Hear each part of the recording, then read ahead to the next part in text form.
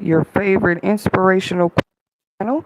We're here back with you, lovely folks, today with another insightful topic that affects us all directly or indirectly. We say that because sometimes, these catastrophes or these unfortunate events, they happen in different sides or parts of the world, but it still, affects you to hear some of these stories sometimes, like, because with any story, it could have been any one of us, and that's why stories are stories today.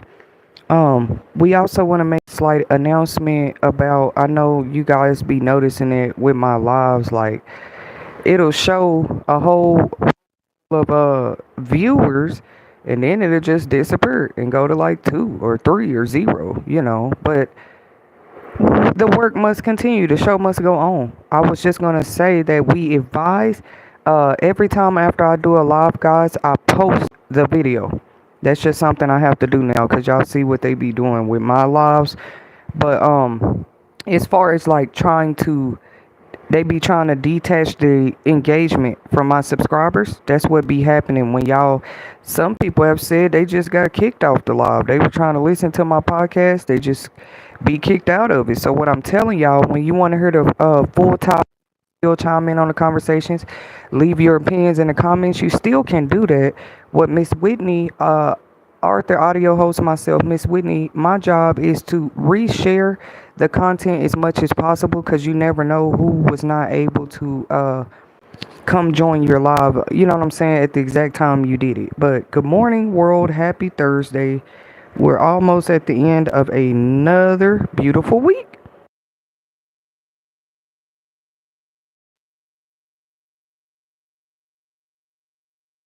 What now? Y'all know I come here and sometimes cover trending stories, and sometimes the stories I cover just out of the thin air. You know what I mean? Just things that I'm passionate about. Uh, when it comes to how topics can be insightful and not just negative, or we us looking into somebody's business, or how a quote can be looked at as inspirational, right? We break that down over here, but today this is not just a out the thin air topic. Today is a trending topic that is already going viral about how 145 people were allegedly pricked with random needles at a whole mass event. That is so scary to me. Even if it's happened in France, anywhere it happens, that is so sad. Sad is not even a word. People been speculating about certain things and what the world's coming to, and then they get mad and want to censor us about talking about it. But bro, literally the news is showing us what's happening outside. Like I said this whole channel when I was doing podcast topics over there. In my opinion, mass events eventually weren't going to be safe anymore. Like I said it years ago, I called it. You can see that like people was already trying to good time after the pandemic. People less friendlier, like definitely more on edge. Whatever it was, I'm not gonna blame it. Some people say it was the vaccines or being 6 feet apart for so long. You know what I mean? But it shows us how much people really weren't ready to move like that. Like literally, if you have to live, stand alone, go outside alone, so you don't catch something, could you do it? To save their lives at the time. Once again, a shout out, a moment of silence to all those that might have fallen and lost loved ones to the COVID-19 pandemic. This is exactly why stories like this. Don't worry, y'all. They said they're already investigating this. They're trying to. Most recent articles I saw, Guardian. I think they have up so far, but it could have been engaging in such a behavior. That's so stupid. So they just decided in their head they're gonna get up and go to and uh just attack people who can't even see it coming. So okay, I got that what my topic is about today, but this is just my reaction to the news because it's like an attacking is an attack, but that ain't even right. We know that's like a sneak attack. Period. And that is what's no matter who don't want to admit it, you gotta admit since technology, the internet, social media been out, more of the attacks that we on the news are sneak. to their, it's just stupid sneak ones. A person thought they going on a trip to have a good time. They think they going on vacation to have a good time, right? One time and time again we're seeing stories like, nope, that's not what happened to that person. It's a sneak attack. You can't tell me sticking is not a sneak attack, because how you just gonna see somebody with a needle coming towards you?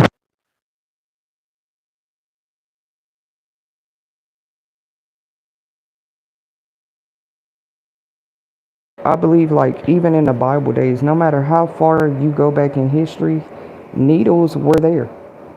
This is a scary story. Needles existed a long time. It's what they use to inject just about anything today. It's so crazy. Some of us would be aware when something ain't right with a needle around because you don't use them. Some of us don't see needles actually till we go to the medical healthcare offices. What y'all mean? And some people to tell us we got to be on standby because some people just walk around with them for fun. If you're not a tattoo, they wanted to heat when they found all these baby oil bottles. Supposed at, we should be just as concerned if needles on anybody. I just really pray swift apprehension of those attackers at that event, no matter what race, what color, what age they were. It's a very childish thing to go outside and do. That's just retarded, you know. And it's like, if some of the attackers were young, why the parents didn't know they had needles? It's so weird. Imagine your child just walking around with needles because somebody want them to. Or the kid just want to, but you got to be teaching people the once again, talking about the awareness of sanitarianism and everything. When you're talking about needles, people are out of line. Y'all better wake up. Just saying I want to go to a fall music festival, it ain't 10 years ago. What do y'all think? Y'all think they're gonna refund those people that came out there, or does anybody think that should be like, what should the people that came to the concert get? Even if they weren't stuck, your life was put in danger just being there. Because I'm tired of seeing these mass event things that's making millions of dollars. People had to pay $500 a ticket. I don't know how much they paid. I'm finna look it up though. They travel from all over the world to come to these events. What was that last event they were talking about? Coachella. There was not maybe needle attacks there, but it was other stuff. People are just at another level where they record the events y'all work so hard to put together. They record them because social media people record the good time they're having when they go somewhere. Let's start there. Thank God. Y'all know how other streams, I'm like, oh my God, I'm sick of cameras. We need to do away with them. But then it's attacks like this where you're kind of glad they exist. If people hadn't have been out there with their phones or cameras anywhere, we wouldn't even know. But they say a lot of people end up having to go to the hospital trying to get checked out. Like, this is sickening. I could throw up as I'm speaking about it. It's just sickening, bro. We still don't know. They haven't released a report yet of what was in, what them people was getting injected with. And let's be mindful, ladies and gentlemen, they might not tell us. I personally feel like the citizens should know.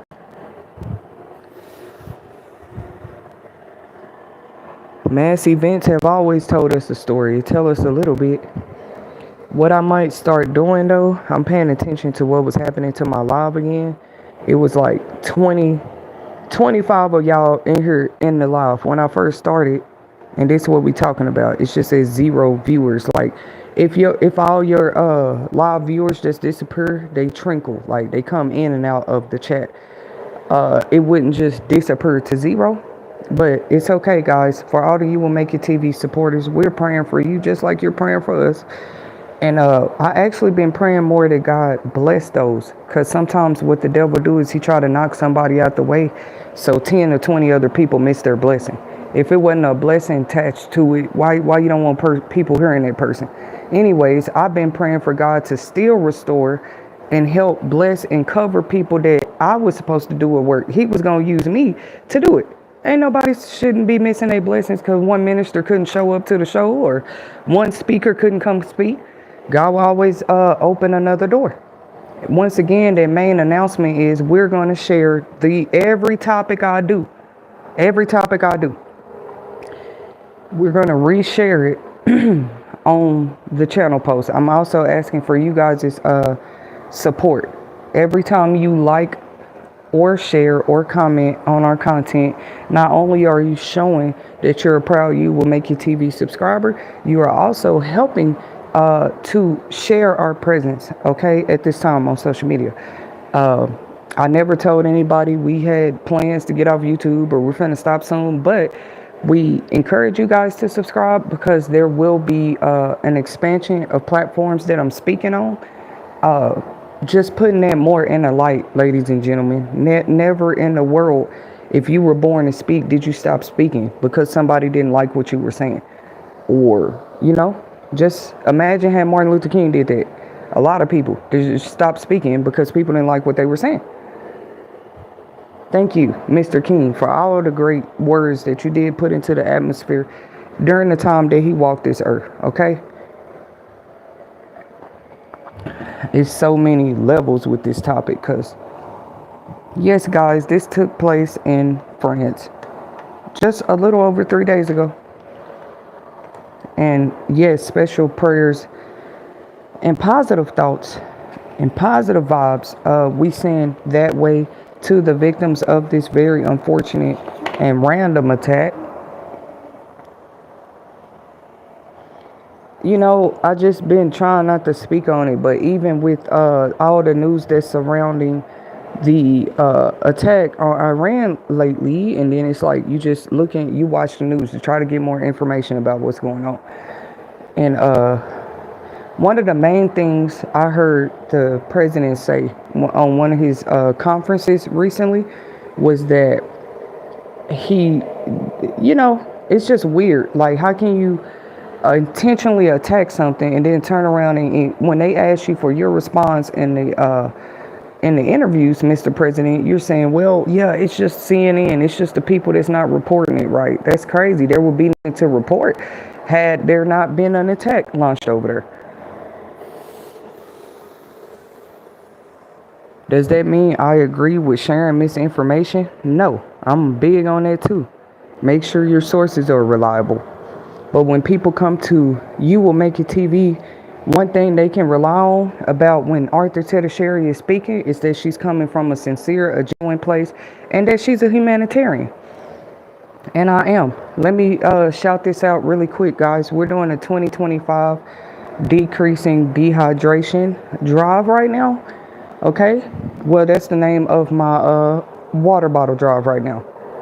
And I can show y'all on live how many waters we've already invested in. What I did is go ahead and open up the flyer and the contact information for those who because maybe you can't get with me and give out waters to the homeless with me. But I want y'all to know that invite is open as well. Still though, with stories like this, I'm telling y'all right now, this is exactly why I do a lot of stuff by myself.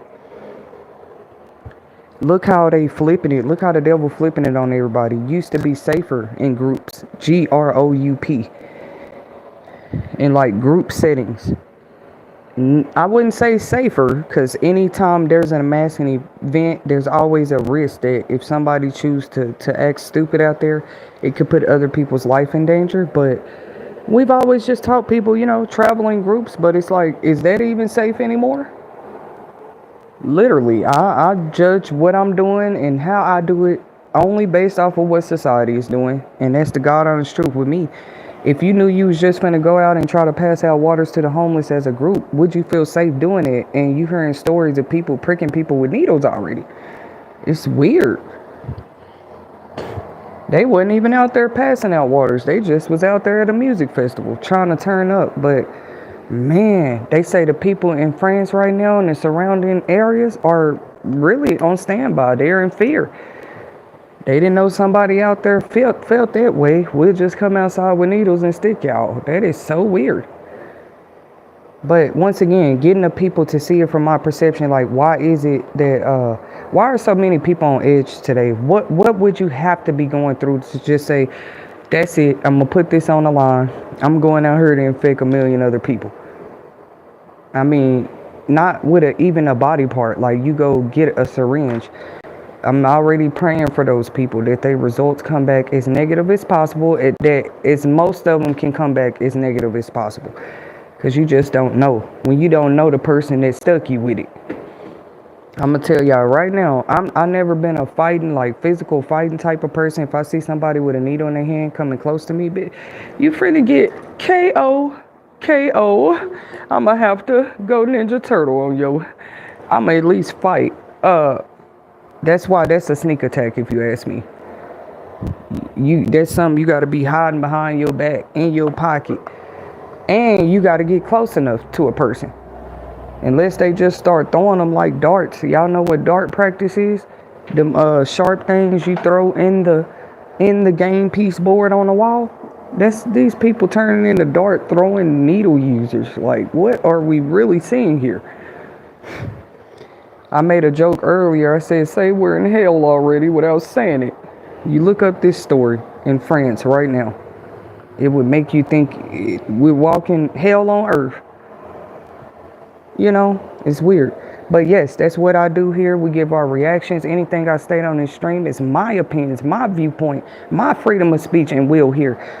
Because I am paying attention to what they say in the news. Talking about, well, it's a spread of misinformation. It ain't no spread of misinformation every time something happens.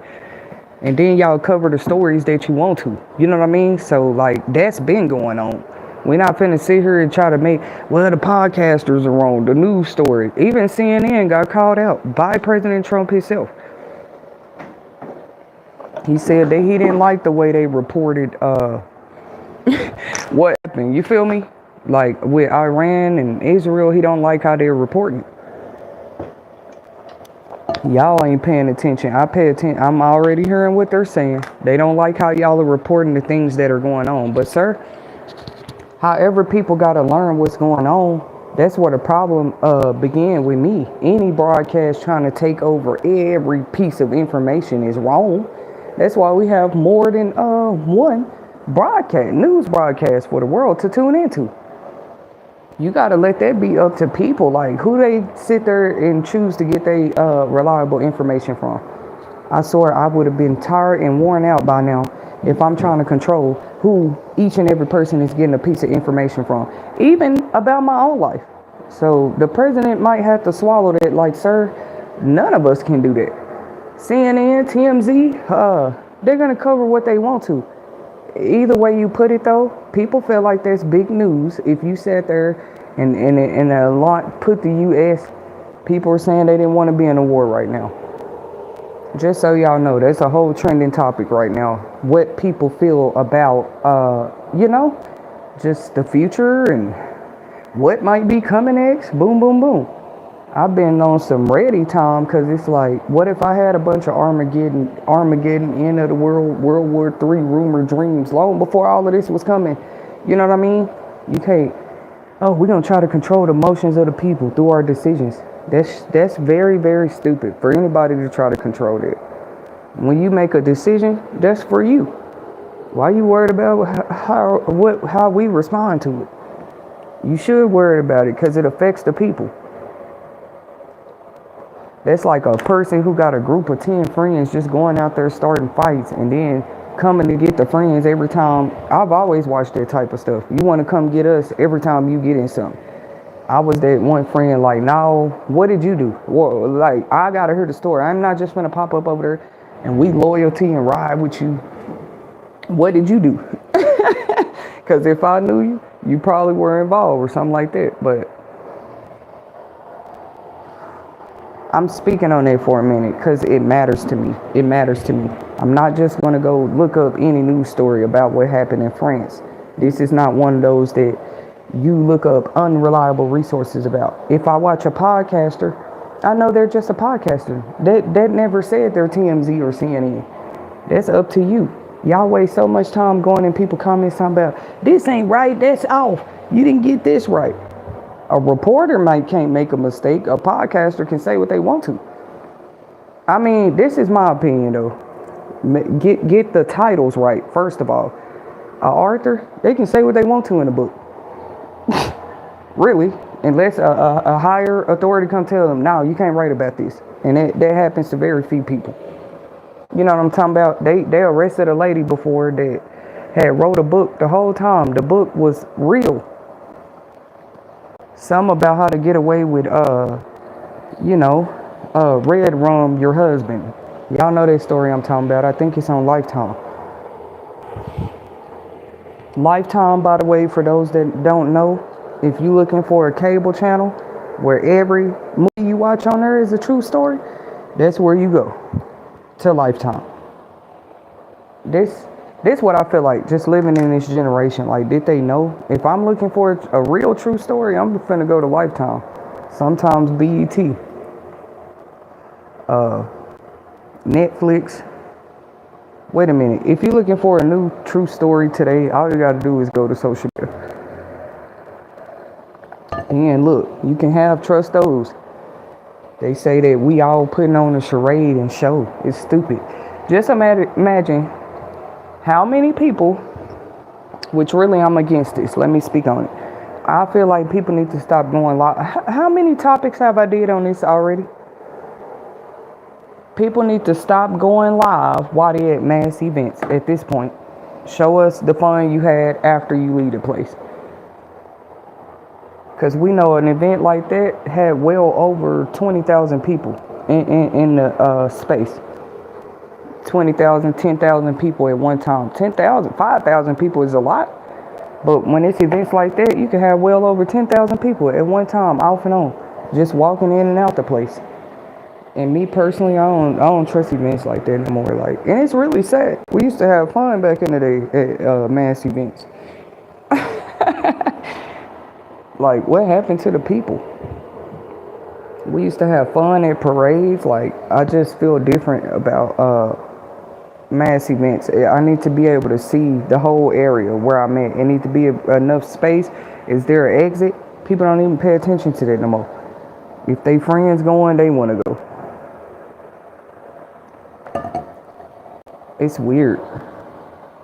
I'm finna get back on the needle topic, just talking about those insights in between. What are we learning? What can you learn?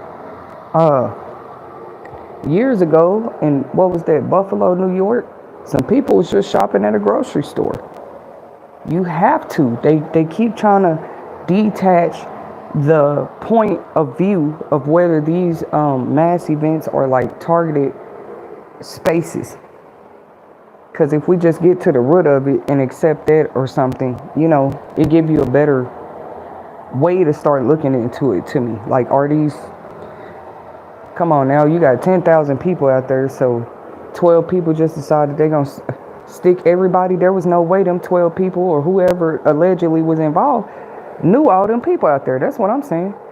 I think sometimes they just be targeting one and putting everybody else in the way. And I've been saying it about mass events, whether they're shootings, whatever it is, they be out here. You can't expect everybody to believe them be random. Oh, we're just gonna choose this place. Please, we can't ask enough, and you will make it TV. The masses to please be careful when you go to these. Even the news is telling people right now, be on standby. Be more careful than you ever been. Like, we never know what's going to happen next. And it really did shock me that to see people still is something like, they just be like, oh, they've been having this for 20 years. We always come to Coachella. We always come to the Blue Ball or whatever it is. So years go by, they even see more attacks happening at these mass events. You gonna tell yourself you're gonna keep going because y'all go every summer. Somebody gonna go to Mardi Gras this year. I guarantee. I mean, we're not here to mock nothing, but it's like when you know it's a mass group event like that and it's on the news, there's nothing to, like the president was trying to say, people spreading misinformation. I would say it's more people less doing it than more. It's not the misinformation, it's the are the people paying attention? If you ask, it can't be spread. It's like a story like that can't be lied about or twisted, no kind of way. All we can know is how many truly were involved with doing it and how many people were affected. That's where the people are looking for information. If you just tell them straight out, we wouldn't have to look for it. We wouldn't have to spread no misinformation. You see how they go? If it's reported the right way to begin with. I actually still have hope that maybe something better can be done with mass control communication. I really do. I'm glad more people are waking up to the fact that of what misinformation does. Don't get me wrong. But we can't actually just use that for when we want to, and some actually needs to be looked into. You trying to shut down. To me, they pick and choose who they saying, oh, this person don't have the facts right. Okay, about that topic or about whatever they were talking about.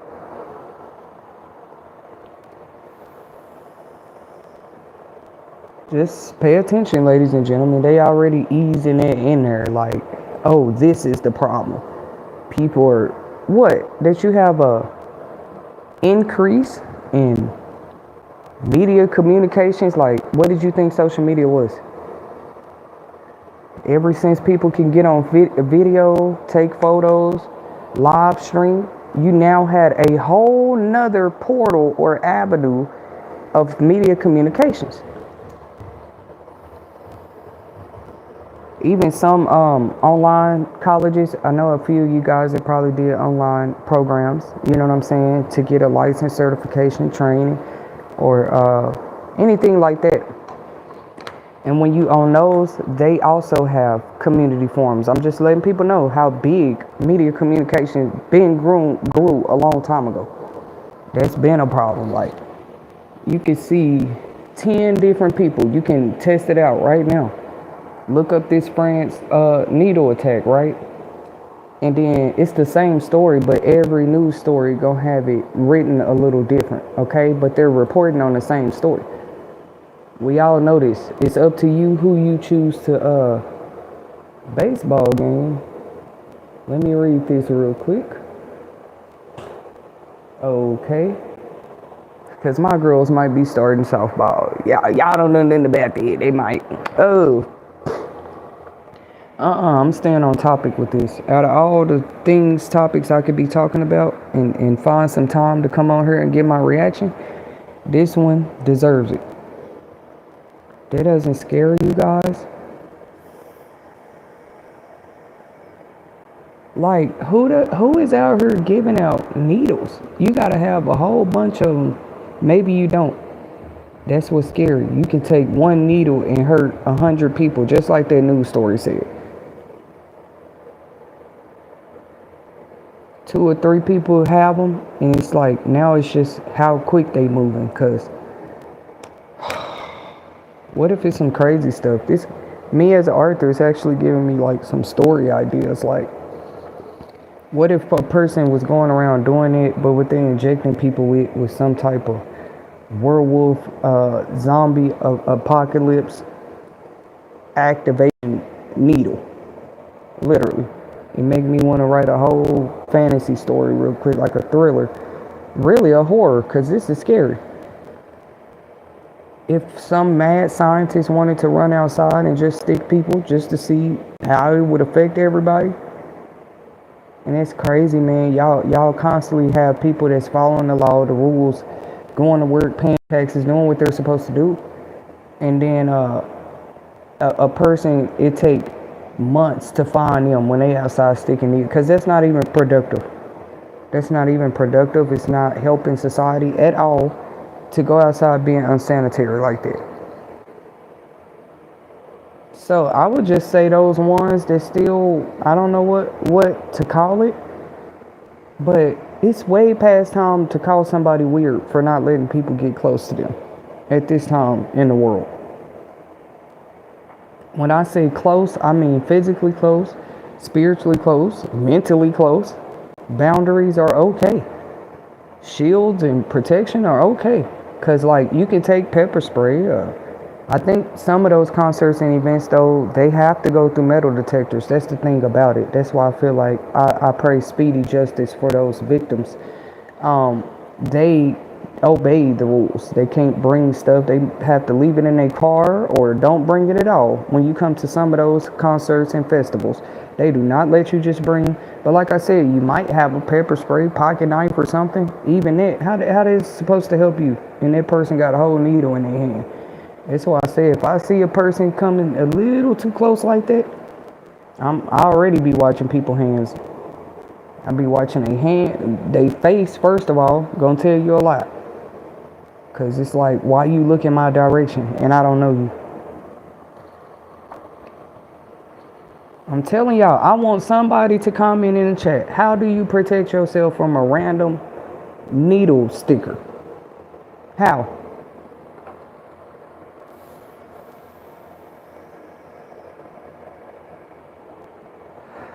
You might tell a person, well, just watch your back. Nope, not a good answer. That's not a secure way to protect yourself from it.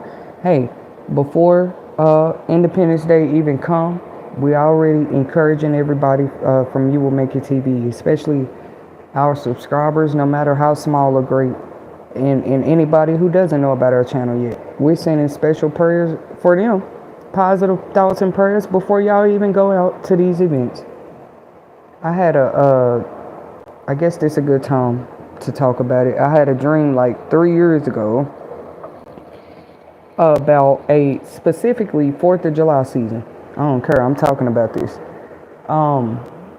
It was bad. Pretty much, y'all know how people pop firecrackers like every year. They just pop firecrackers. This year, it was something with the climate. Not talking about 2025, but whatever this time frame was trying to show me in my dream. It was like the climate, the atmosphere, what you call it, the humidity was so bad in this dream. Whatever was going on with the atmosphere. You see what I'm saying? It's our environment, ladies and gentlemen. And a person that care about their environment is going to be aware about their environment. There's no way you're going to stay in the environment for a whole year, 6 months, and you're not, by that 6 months, you're not a little more aware of your environment than what you were when you first moved into it. That's any environment you're in. But in the dream, when I'm talking about environment, I think even the news would be able to tell if there's something going to be happening in the weather. People don't need to be popping firecrackers. I'm going to try to fully get out what I was trying to say.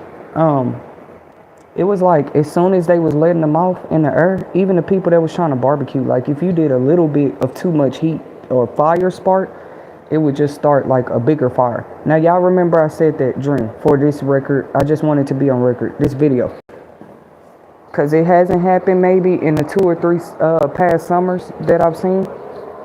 This was like, because if it's something like the air, okay, what am I trying to describe? Like the wildfires, y'all.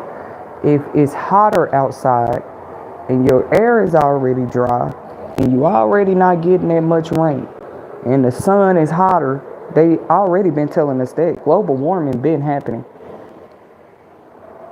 And I promise y'all, every 4th of July, they do not care to go out there and pop some more fireworks, even though the year before they told us global warming is affected us. Y'all gonna set off some volcanoes and more earthquakes soon. Y'all don't stop affecting the environment. It's something for us all to think about because, like I said, you don't care about yourself if you don't care about your environment. Some people just tell themselves, oh, I don't control my environment. I can only control me. That's a part of it. After so long, you should care about your environment. And if nobody else do, I'm going to start considering it. Because it's so crazy how you can do something like make a little change in an environment and the whole, we talked about the people enough, but when you do something to change an environment, how the whole environment changes. If you plant some flowers down the street, everybody gonna notice it. It wasn't never no flowers down there. So yeah, that's the thing about environments. Now I said where we should care, even when you feel like you have not mostly control of your environment, you should still care, be a little aware of your environment. At least you're a little more prepared. And at a music festival, how could you possibly know that somebody gonna have a needle and be out there stabbing people? It's so sad.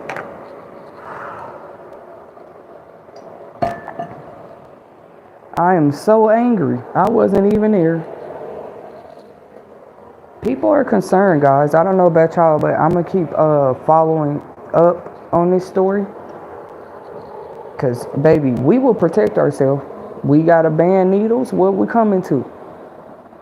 The only people should have needles out here, like I said, are the tattoo artists and the, who else did I think about? Okay, tattoo artists. Let's talk about that too, because there was a girl that came out recently. She went through something with a tattoo artist. It didn't even have nothing to do with the needle. We've been said years ago, y'all need to watch who y'all allowing to do jobs. And you did it so perfect, actually. Now it's just being exposed. How many people are literally in certain positions that don't, I'm not going to use the word deserve. Deserve ain't even it. It's a part of it, but they just are not even qualified to be there. Even if it's a tattoo artist. I'm not talking about, they thought I was just talking about professional business corporate positions. You know if you're licensed or not, and you sitting up here doing tattoos on people with needles, period.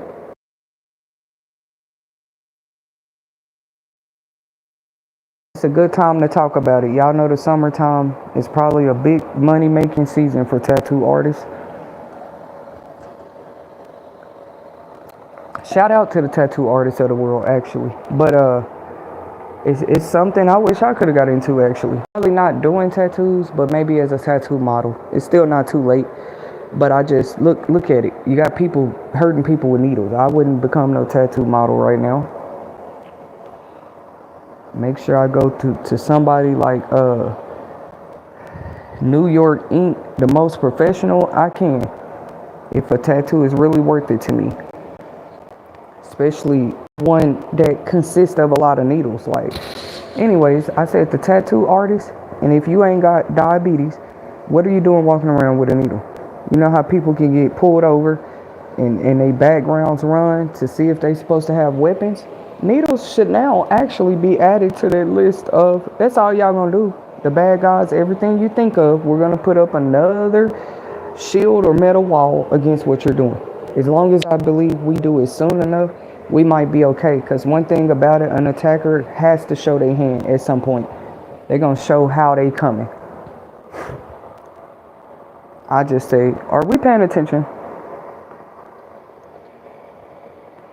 It's only your fault later. Another trending, not just trending topic, but trending news story is that 16 billion accounts, phones, systems were hacked. 16 billion people. Earlier this week or last week, they was talking about it again. So y'all probably like, oh, they been talking about that. They said, change our passwords a lot. No, it happened again. At this point, let's just change our passwords every day. You will make it TV is encouraging people to. That's how you fight back. Not just like, oh, everything's been compromised, we're gonna lay down. No, go ahead and keep changing them. Make them keep working in. It should at least start to show a pattern like, damn, if we got more of a mass people changing their passwords every day, you're going to have more proof that somebody keeps trying to compromise it. Every day is a lot of work because you could be, one name could be connected easily to 25 systems right now. Just one name. This how scary identity theft is.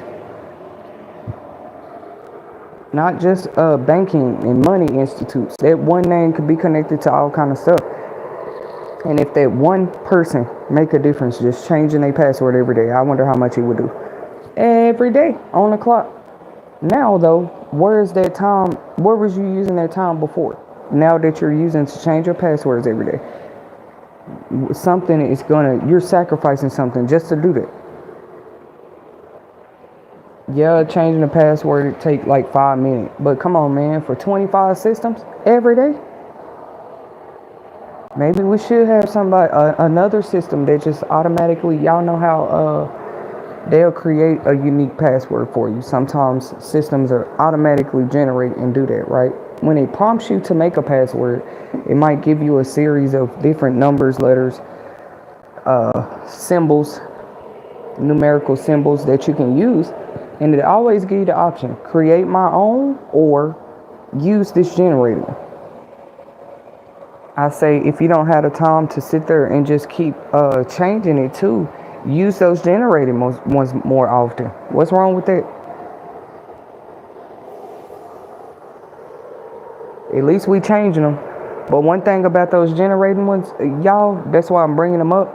They not know just like, oh, it could be this or her dog's name or the year. You wouldn't even know it. That's why they do it like that. That's how everybody password's supposed to look. I believe when people got more personal with their passwords, like, they try to tell you, do it something you can remember. No, you shouldn't do that. It should be as you could barely get in it. At least it's safer. Ain't nobody gonna get in it till you said it. Y'all see what I'm saying? Come on now. We always preach first and then the stuff later. It's just people out here mad about that. We talk about how if that was happening already. Mass school shootings, mall shootings. That's been going on, and actually in an increasing level since the pandemic. And that's the last time I'm gonna say it. I'm not speaking against Dems versus Republicans. Maybe it's still important to some people. But as a humanitarian, I stand kind of in between the middle of them. You know what I mean? Like, a humanitarian can't be a one color, because at the end of the day, they just care about people. They don't care what race the child is. A child is a child. Even the age, a child is a child. Like, some things are just common sense.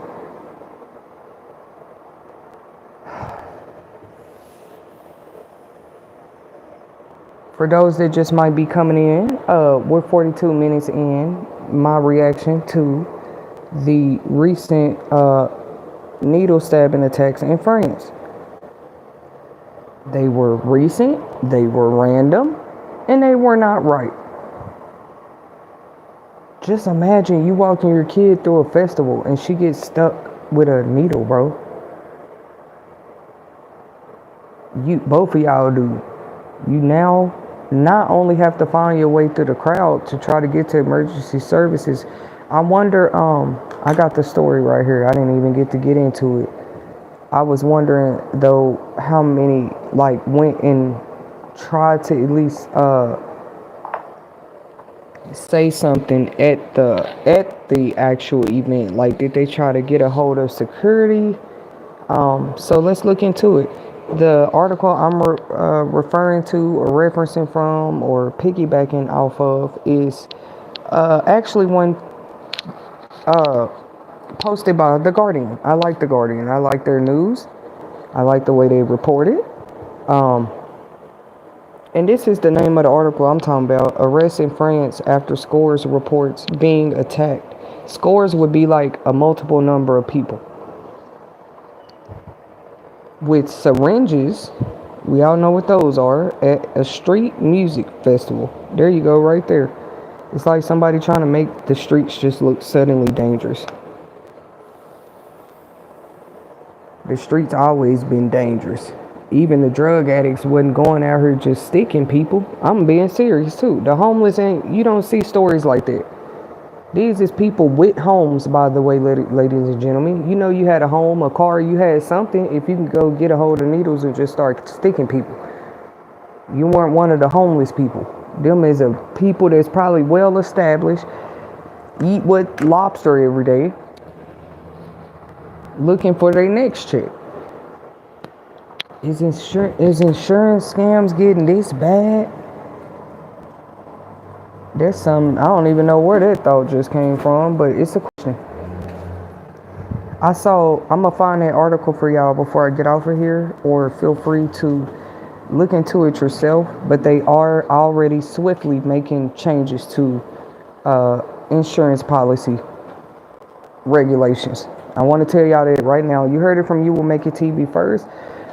Inspirational quotes, messages, and insightful topics weekly, daily. Please refer to my community board post where I am going to persistently this summer share information about how you can become a part of my decreasing dehydration drive, okay? The triple D's, if you want to call it. We already shared, that's where you can find information. I share as much as I can the statistics about dehydration in homeless communities, how at least on average in America, at least 1,200. That's a big number. That means somebody probably don't have water today, right here in our country. So 1,200 people a summer, according to the CDC. And these are just reports we know about. Like, nobody should be sleeping okay knowing a one water bottle, y'all, a cup of ice is 86 cents. The next time you see somebody hot outside, if you Will Make It TV subscriber, it should show. If you can provide a water to somebody, do that. You finna go home to a whole faucet. I don't care if it's 0 viewers. God and the angels hear me, and I'm gonna be recorded in the book of life. Not just for what I was talking about, but what God saw me actually do out here. Even if he ain't seen me do it in 5 years, God knows what a person did with their life. And if I see somebody I can give some ice water, knowing I got a faucet at home, it ain't got to come from my home, but I get to go home to a shower and water. They homeless. Buy them some ice. People be tripping like. But like I said, y'all stay tuned. Hit that subscribe bell, because that's a part of what You Will Make It TV is trying to do. I already know critics exist. There's watchers, lurkers exist. Well, let them watch. Because Jesus would go out here and wash the feet of the homeless just because he wants to. Like, I want to wash your feet today. He said, this is how we should be treating those. Maybe he already know. Wash their feet, because they're going to be back on their feet one day. And some never make it, guys. So right now I'm going to send a special prayer even over my work. People hear your work. I'm sick of it on public places and platforms, and they want to attack it spiritually. So spiritually, publicly, we ask for the protection of the Most High God over all of our efforts to continue. God, see the needy outside, the homeless outside. God telling me, even if you don't get a donation, I'm watching what you're doing with the little pennies I give you. Amen. And if you got a sink and a shower at home, and them homeless people outside don't, why you can't buy that lady a cup of ice? The business corporations, I don't even want to get started with. Y'all will see, I guess, why sometimes they try to erase my voice. I've been feeling like this. I just been known to, I don't have to put it on YouTube or Facebook when I help a homeless person. Every time I do. But I ain't gonna lie, y'all. It seems like a trending. It's just something that people show more of, or we see it more because cameras do exist. You know what I'm saying? They have these channels where they go and bless them or just pay for their groceries. Shout out to Bubs. Do you got $1? I love your channel, sir. You're very funny. Shout out to him, his wife, his family, and their blessed story. Hopefully we can not collab, y'all, but I wouldn't mind him, coming over, sharing some of his inspiration, because he openly testifies about how he defeated homelessness and addictions, and now he travels as a comedian. So, and these come in all shape, forms, sizes, races. So I'd rather be a humanitarian. You ask me my religion, that's it. Humanitarianism. I believe in humans until they show me I cannot. And then, even then, I believe in them. It's just another level of knowing humans. Like, they can get really angry, or they can get really mad at you. Maybe jealous hearted, whatever. A human can get hungry too. Hungry, thirsty. And it's so crazy. People notice, and they try to use you being hungry or thirsty or needing something to come in and sideswipe you. No, nobody should be scared to be proud. If you're one of those that stand alone today, be proud. Because them people at the music festival was not alone. They were in a big group setting, and they were randomly being stuck with needles. This is crazy. Any other stories in history, though, of test subjects? Like, I think, at least with some of these test subject stories I heard, sometimes the people know they're in the experiment, sometimes they don't. And that's what people have a problem with. We're tired of being thrown in experiments. Like, and it's rats literally running around the streets right now. Like, and I never thought it was okay with the rats. They do experiments. They got to try it on the rats first. But they are living organisms too. I was always sad when I read the bottle. It said, it's been tested on rats. Don't worry.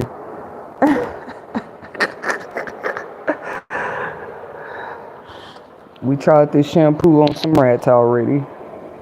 I'm just tired of it, guys. Like, if nobody's saying that in France was an experiment. We're podcasters. Nobody ever called themselves a reporter over here. A reporter might need to have it right. A reactor? What's a wrong or right reaction? That's just people's opinions, which they're doing their job. That's what keep us relevant. Talk about what you don't like about what I talked about. Keep it relevant. CNN, that's different. That's different. If y'all getting called out by the president now, like, he feels like your news is not real. He don't like the way that y'all do it. CNN have way more money than some of us podcasters. They got way more resources, access to people's stories. And it was funny how it's like a big mirror. I was speaking on it last night. Like, bro, I personally sit in the mirror for as long as possible when I can. I love what I see. So they come bring these bigger mirrors. Like, yeah, when we do what you do you like it? I would just say y'all better have grace and mercy trying to do what I do. Have some Jesus with you. I ain't gonna argue about nothing like that. You want to put a mirror on me, I would want to already be comfortable with my image before you do it. Feel free to check out most recently posted. We do inspirational quotes daily, guys. Now, we're not saying that everybody's going to agree with our inspirational quotes. And this is not an experiment. This is real life. It's been quotes out here for decades. Man, some quotes go back to the 1700s. That's what I love about quotes. That's something that helps get me through life. Like, it makes me feel great to think, where did this quote ring around the world come from? Like, and it came way from another country in the 1700s. It meant something totally different. People still be just going around saying stuff. I started with quotes before I'm going to talk about a rumor. Quotes, it was a legal thing to repeat once upon a time. And it's not really a quote, really, y'all, to somebody quote you, right? So I just chose to get ahead of the game. Like, ain't nobody finna make me feel like I'm copying what somebody else said. We can quote, you will make your TV now. Guys, we have merch available as well. I got to put all these updates out here because it's been at least 7 days since I got to come go live with you guys. But I am happy to be here this morning and engage with everybody, or whatever time it is on y'all neck of the woods, okay? T-shirts only come in the color gray right now, okay? But it does say you will make your TV on the front. And if y'all want pictures, images of the t-shirts, my community board, I'm sharing them. That's just something we're going to be doing. I got to be outside in my t-shirt when I'm talking to the homeless. But if you guys want a You Will Make Your TV shirt, because you want the peers that see you every day, t-shirts and clothing is still a form of our expression. You got people want to, that's all you can do, mug talk. When you see something on somebody's shirt you don't like, even if it's their own logo, I would say people can copy it. Anytime I'm copying it, money have to be involved because I have to spend it to try to invest in myself. So it just made me feel good. I mean, if you inspiring people positively, if they're trying to start businesses and stuff, but and do positive things and go more into business for themselves. But then again, it's how you do everything you do. That's with each and every one of us. I was saying I use my own personal resources. If anybody contacts you saying that you will make it TV, please disregard that message. We will never contact you first unless you first booked a consultation on my Calendly link, because I'm doing other work on that side for something. And sometimes people do want to talk to you. They want to get more familiar. You just got a lot of people trying to be in your business. And this is during construction. This ain't, just imagine all the people outside when the building built. During construction, they be watching. It's another inspirational quote for you guys. Like, sometimes during the actual architect blueprint drawing, there's a audience. And that's how you got to look at life too. A lot of people get stuck in, well, this was the audience I had and what the audience was doing. The audience will distract you, but don't forget you're on stage for a reason. You can't let them. They go for the celebrities, the bigger people, with more people that talk about them every day too. That's just the audience, like. But clearly, they're there. They're in the seats. They're watching you build the blueprint. They're watching you build the building.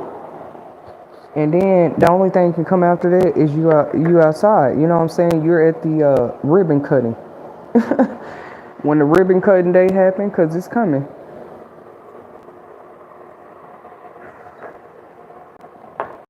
I didn't ever want to wait till it's quote unquote popular to start helping the needy. That's weird. It was never about what was popular to me, but maybe more so what you could relate to.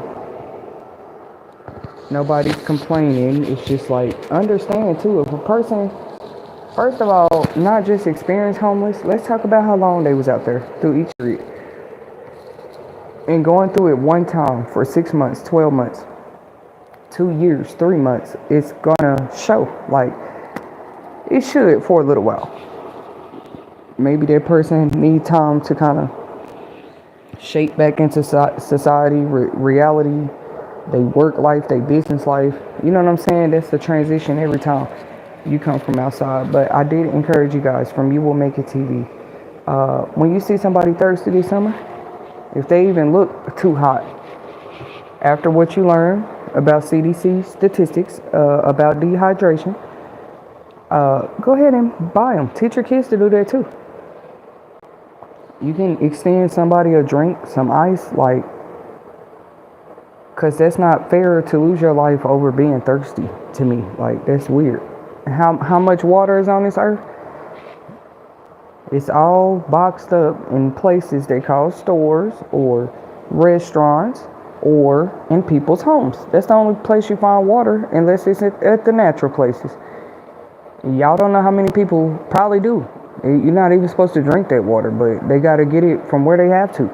We don't want to wait till masses of people are on that level. Then we like, oh, what do we do to help the thirsty? I'm already on it. They got this device too, guys. It's worth talking about it. You can order on Amazon, and it's like a portable water purifier. Okay? You can literally stick this device in a body of water, a puddle of water, running water even. Kind of like a water tester. It would remind you of that because it beeps. I'm finna tell y'all why. It got like sensors on it. It beeps. Because if the water is toxic, now a water tester does that, but so does this water purifier thing. It supposedly shows you, and it shows you, like, you can see right in front of it, it filtering the water. It don't matter where you stick it. Now, I wouldn't try it in no weird place like a sewer or nothing, but if you were at least at a lake, a river, maybe a stream of water, you could maybe get away with that water being filtered. And it's not even big. It's like the device I saw, it's like something really compatible. maybe half the size of a flashlight, an average size flashlight. But it's still like a straw. Like you could take it in a camping pack, a first aid kit, just in your pocket. But you can never be thirsty. Now, if you take it to the desert, that might not help you. You would still have to find water there. That's the only way it's gonna work. But it is a water purifier, because people may not ever hear about that again. You don't just see those being advertised on TV every day. You gotta actually be in that mind of thinking, like, do something like this even exist? What would make you go look it up or shop for it? Some have even already started investing in N95 masks again. I might too. Those masks that supposed to help you breathe better, or I don't know. I feel like it's time to go ahead and start getting those. You don't even know about getting stuck. We need some bodysuits too, apparently. Like, people can just penetrate your skin. You can be outside. People next question. That's why I really do hope they get to the bottom of it and make a public example appearance about that, because if they doing it outside, like, how sneaky would they get? They doing it at a mass event, like sneaking. That's been a problem though, right? We tell women, watch your drinks, watch your food. Because with this story, they were saying it was mostly women. That's another part y'all don't know. It was mostly women that actually were attacked. People took to the streets across France, quote, on Saturday evening. Today's date is June 26, 2025, 10:30 a.m. Mountain Time. But this was transpired on the 21st of June, on a Saturday, at something called the France Music Festival. Millions of people. Oh, millions. Remember I said thousands? I didn't know it was that many people out there. That's even scary. It sounds fun though. I wish I could have knew about it or went. But then again, you just glad you didn't go to certain things. Y'all feel me?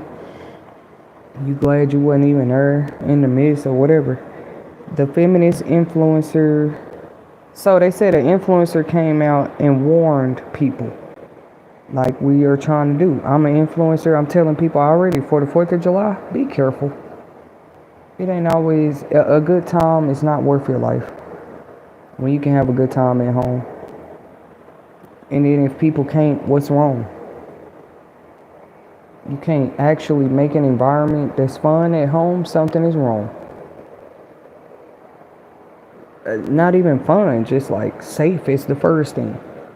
To even have fun, you got to be safe. So just even with that, when they was passing out food over there, I did a topic on it. Was it Gaza or they were talking about that controlled environment. So I guess environment is the word of the day here. Understanding better what a controlled environment is, what one isn't. I think you can see that from a mile away. You pop up to a mass environment if it's a little too turned up. Because with this event, they ended up having to have help to clear everybody out, I guess, to go home. Because why would you want people to keep standing around each other once you have with somebody's been sticking people? And they was out there trying to use that as an excuse to turn up, y'all. They said they described it as unprecedented crowds in Paris. Ain't that girl, Beyonce been over there doing a concert too. Probably not in France, but around those parts. Wow, that is something I just thought about. Beyonce surely was. She been out there on tour or something. We're not saying she's related to it, but that is weird as hell. You're right over there in Paris, and over here in France, all these people got stuck with a random syringe. Come on, bro. But it say the lady had warned, because people was warning, they've been warning people about her concerts too, for whatever reason. That's not a good look when any artist Any artist. That can happen with any artist, because like Gorilla had a concert where some people got hurt. It's just been more frequent. The Travis Scott concert, everybody's still talking about. Like, so yeah, you got influencers that make it their business to come out and remind people. You actually don't have to spend $1,000 for a ticket, or maybe you can hang outside the concert. Why y'all always got to go in right on stage, right in front of them? Because these people wouldn't even be relevant. They wouldn't be getting that money if people didn't come support it. But it's, you see people quick to do protests about anything else. Y'all don't feel like you should be safe at concerts? I don't know. They protest about all this other stuff, and it's like, what about your young kids and people that go to concerts still?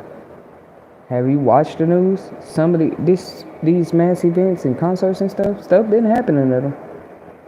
It don't be to the point yet where everybody in the room be affected, but some people have been coming out telling their stories, how they feel like they were experiencing different things after just attending a concert, like, and not physical things, like spiritual things. It's different if they telling you, I went to a concert and I start seeing angels and miracles all around me. That's not what they're saying.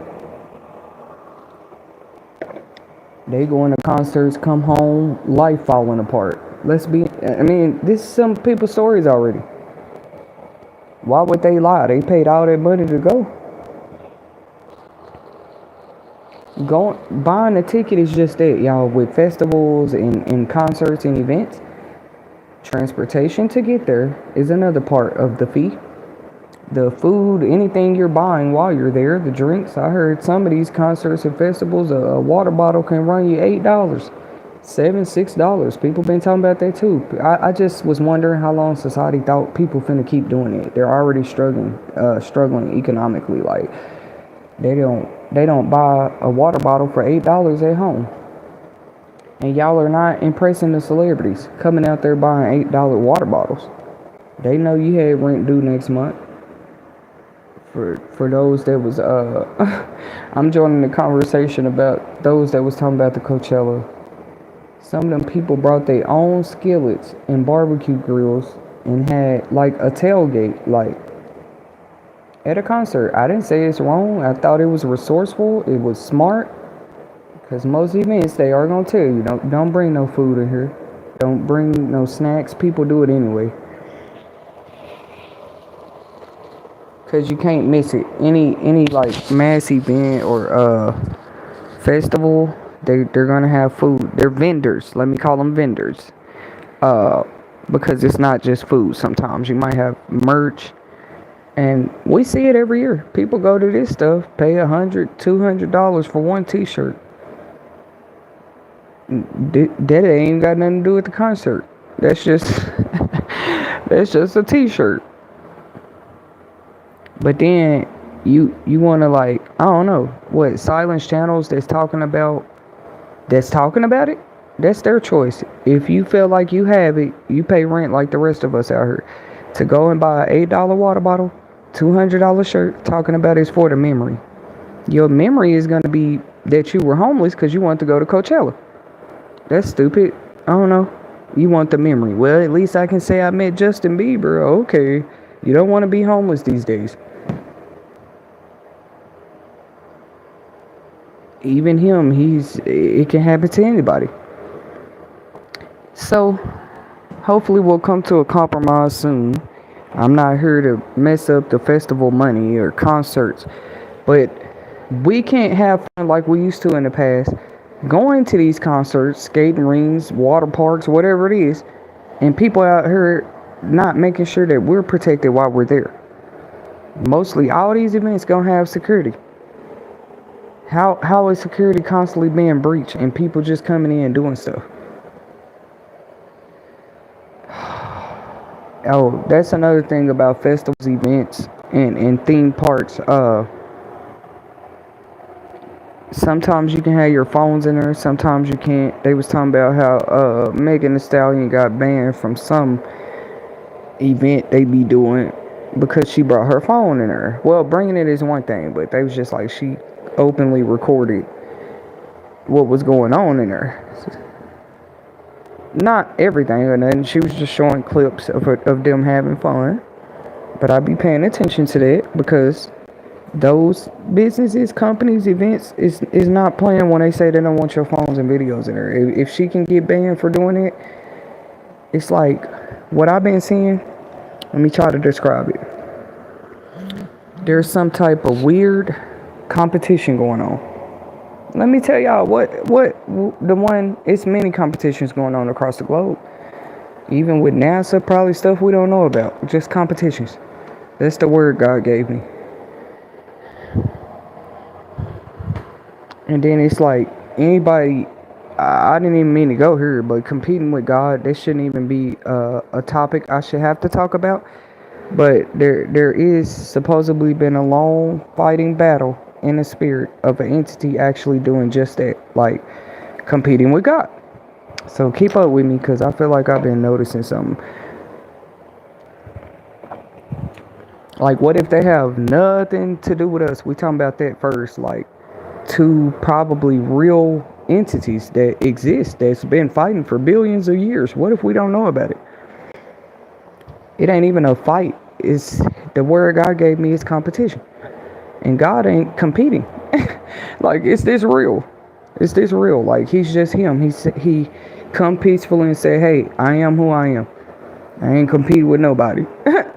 They can say that sounds lazy. Maybe you just don't understand it. If he said I am who I am, that's what he said. To me, that don't sound like you're competing with anybody though. That's as real as it get. I'm just who I am. God told him a long time ago. But seriously, there's supposed to be like this ongoing thing. It started a long time ago.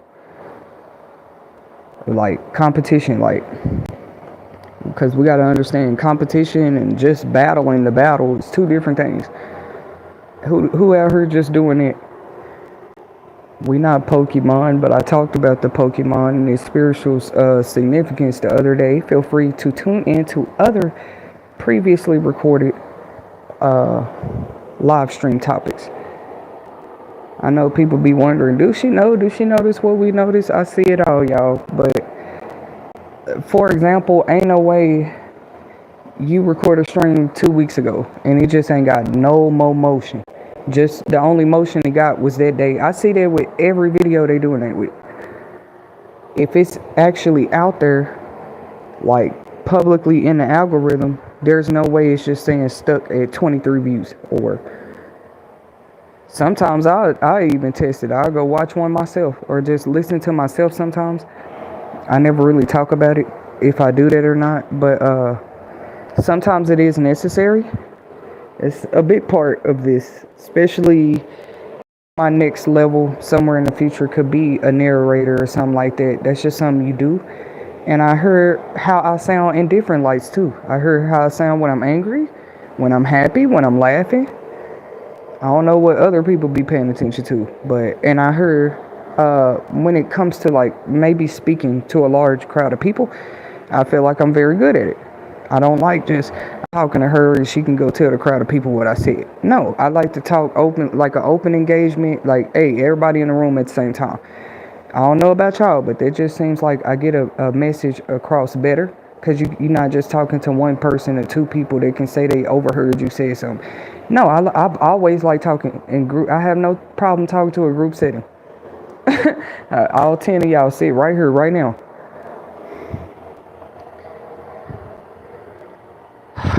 It needs to be said because we're living in a time, well, I'm just speaking up for myself, for an example, that is being pushed, not just misinformation narratives, but that's being pushed on anybody today.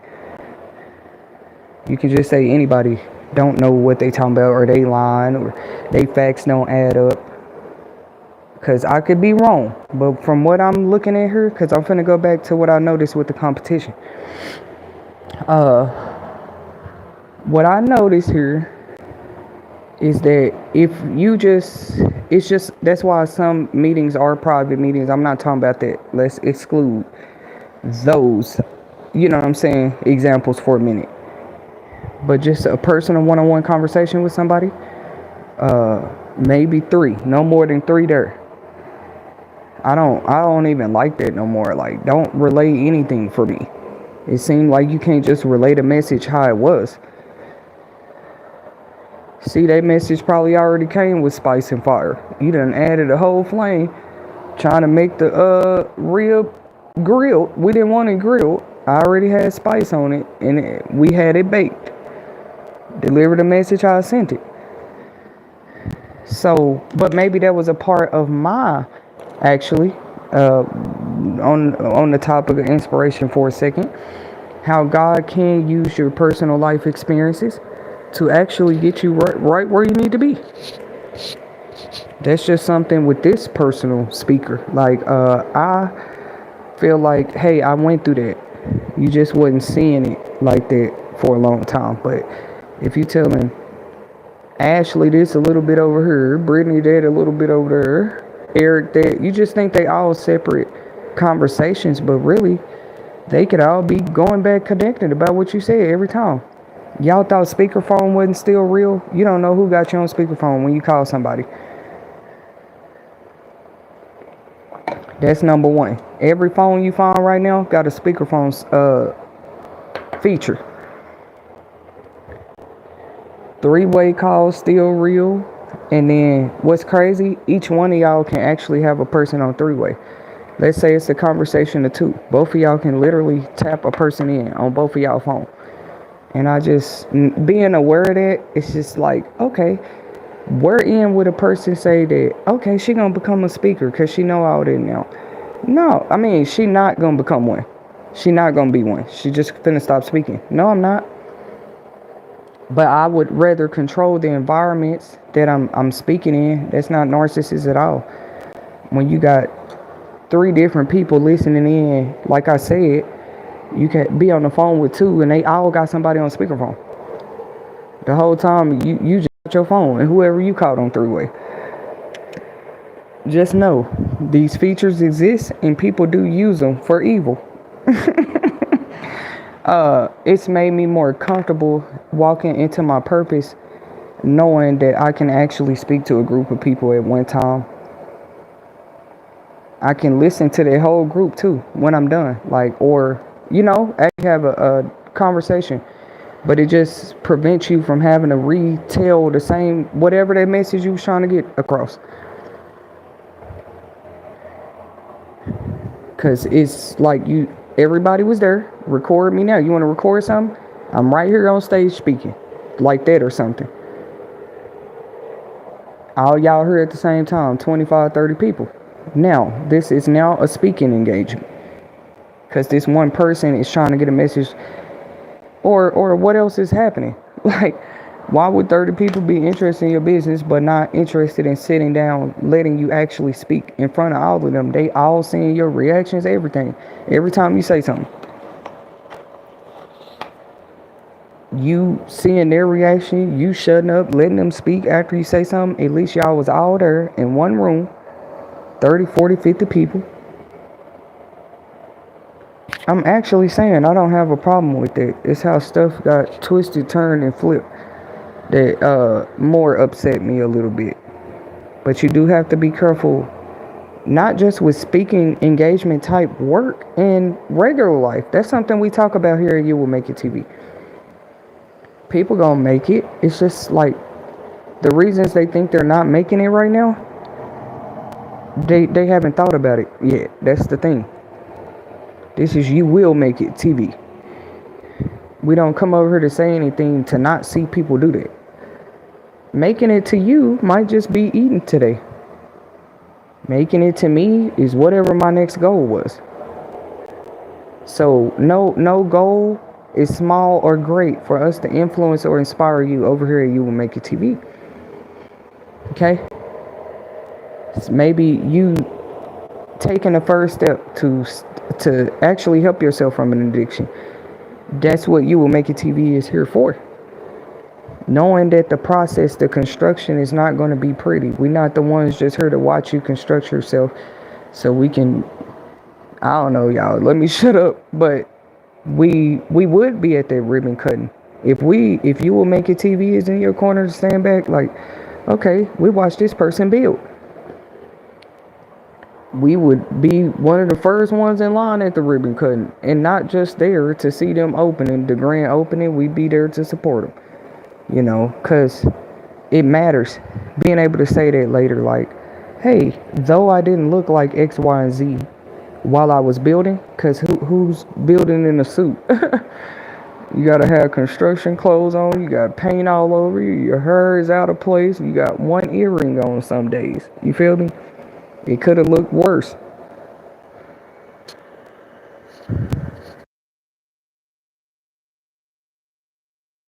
I keep getting off topic. I'm look how I'm getting better with it. So I'm coming back around. The word God, I said the word of the day for this topic was environment, but the word that God might be dealing with me is like a spelling test every week. The new word for this week was competition. I heard it clear as day yesterday. But wherein when he said I am that I am, where do you hear competition in it? It seemed like somebody got mad at either word I or am. Am is a current existing, it's like a current existence, like a present tense. Am. I is just like talking about who you talking about.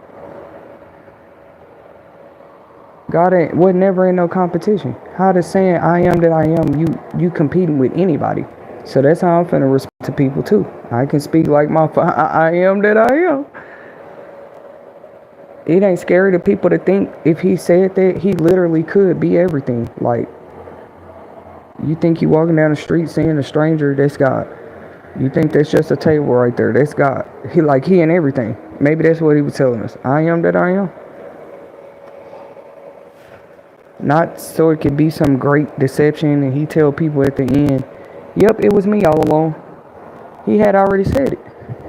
I am that I am. But so that old ancient, we don't call this a myth or a folklore. It's supposed to be known about I didn't say battle. I didn't say spiritual war. Did I? I'm talking a little different from the others. But I'm on the same track.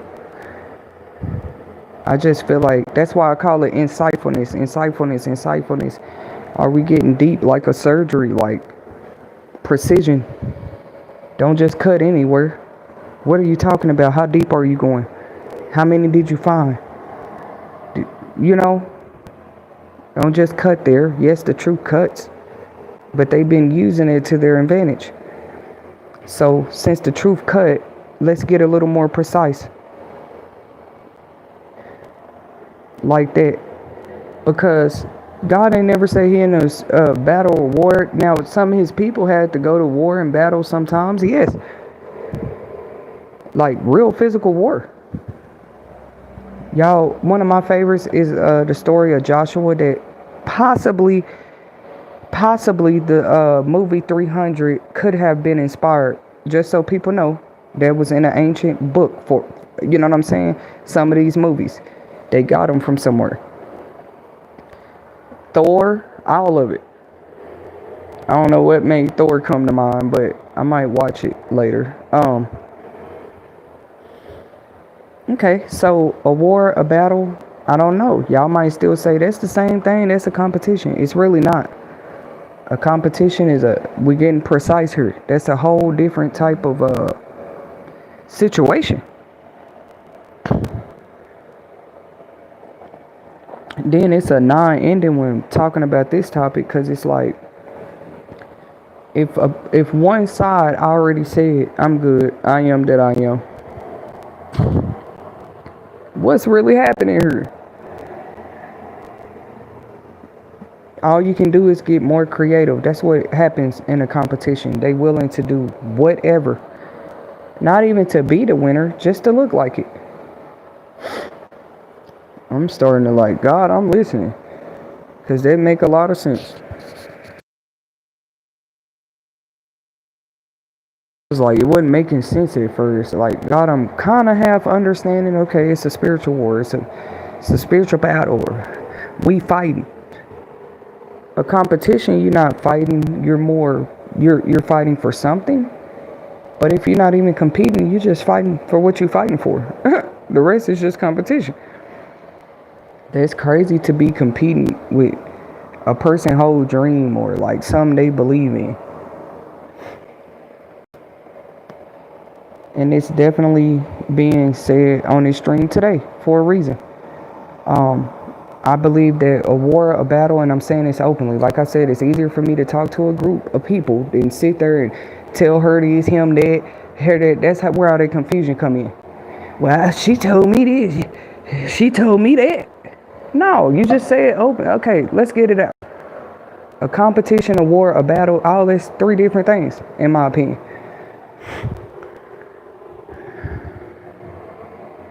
And imagine like just being thrown. We talked about that on the Pokemon segment. Once again, guys, you are invited to tune in to previously recorded live streams.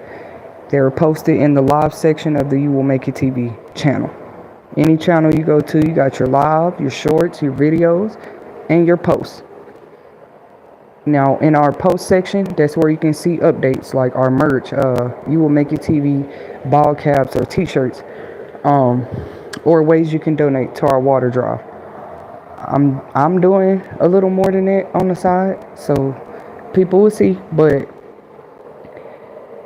because y'all saw my post earlier this year about, it was called A Ride Away. I'm trying to help assist people get where they need to go. Maybe help give them a leg up. And I remember the idea coming to me during those forest fires in California recently. We know they had a lot of them. I'm talking about most recently. It did a lot of damage out there, dude. Like, even celebrities' houses got touched.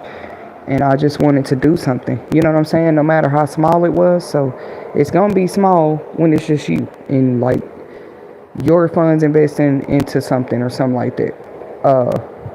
You on a fixed income. Come on, bro. They just be mad to see that God can stretch. It's in the biblical text.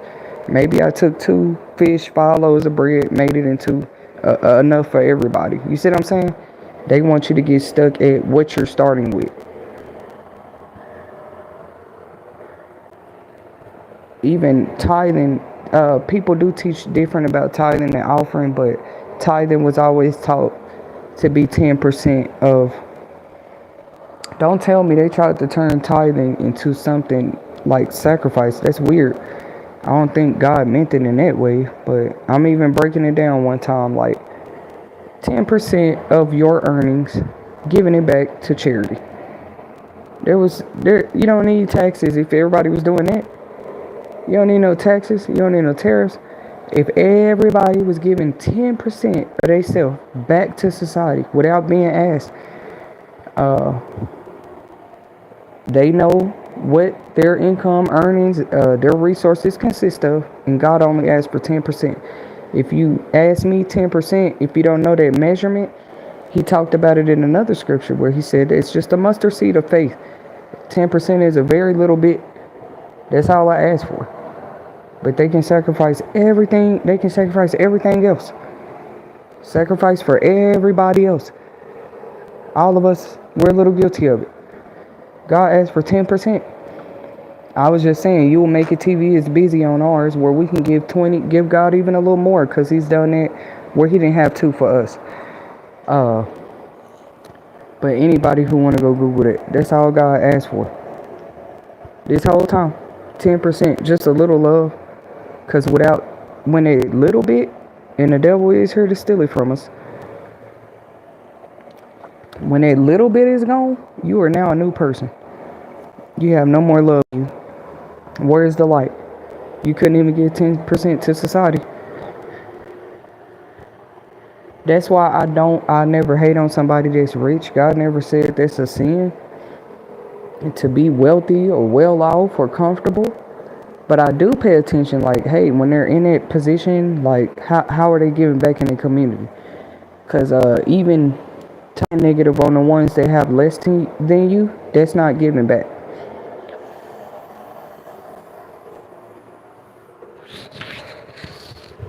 It's still taken in a way. It's one thing to already maybe not even be contributing 10%.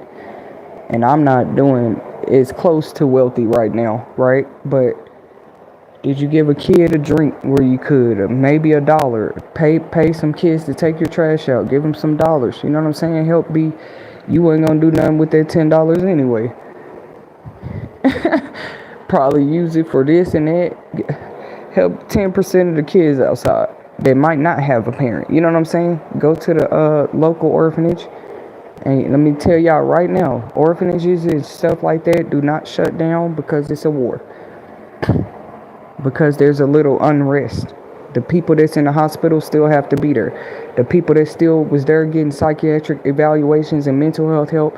I said, how they gonna get that help? And we trying to destroy everything. We just ain't had this stuff too long in society. People got places to go, get some help. If it's their ears, their teeth, their mind. They need studies on their mind and medicine for their mind. We have that today.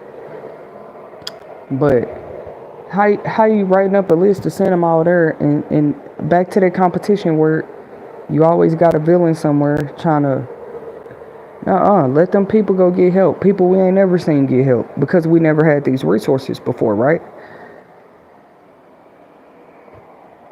The help been here probably 50 years and somebody already found a creepy creative way to sabotage it.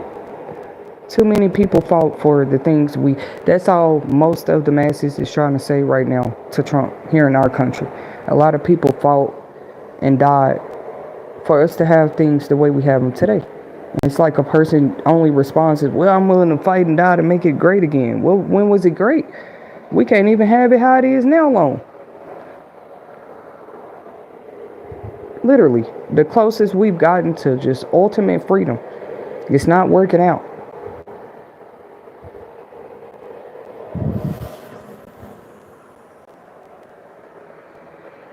Ain't nobody over here that I know of doing needle attacks, but we've had people going to grocery stores, lick ice cream. Those stories been on the news. You know, they just go do stupid stuff they do it even more. So now just rinse out fruits and vegetables off, bringing them home, even from farmers market. Y'all be talking about, I'm going to farmers market, so I'm all right. You don't know what somebody done went past that stuff and did to their food. Remember us talking about on another segment, praying over our food? Because the 10 at the table, which you probably didn't. You could have been the only one. Now, it is proper to invite people, I guess. If you're going to bow your head and pray at any time, you can let people know. To me, that was never forcing anybody to do what I do. It's like an invite. You can say no or yes. But stopping that person in that moment who just wants to bow their head and pray to their Father God, you can't do that. They want to pray over their food. It's just always been proper to like, hey, y'all want to join hands and pray with me? That's up to them if they don't want to. You shouldn't be at the table trying to force everybody to say grace because it's Thanksgiving. Like, this the day we're supposed to be thankful. We're supposed to be thankful for our food all year.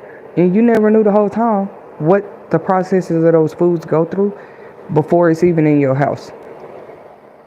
You just go in the kitchen and I start looking at that in my life. You just going in there and eating it. They be like, what's their response gonna be? The response never come. I'm starting to think I'm God's child for real. The response never come when the people want it. Okay? But wisdom applied is gonna show with anybody. And even if it's just a small group of 10 that's applying wisdom somewhere where everybody else ain't yet, I would say that would show.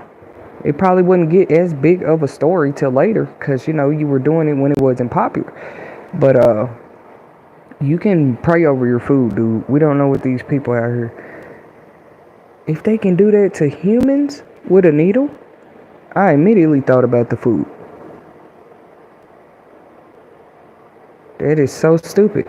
Like, you can just stick somebody water bottle, stick somebody orange juice, stick they apples and shit, and just stick them with whatever you want to, and it's going in their system. So we've been praying. We've been praying for the people just trying to stop. I mean, if it's meant for some of us to go that way, be taken out of her that way, I wouldn't be shocked. I just say it's a preventable way if enough people look at it. Quit letting people get close to you. You know a person can do that, take off running. That's what they did out there in France. They was sticking them people take off running. You can't even see who did it.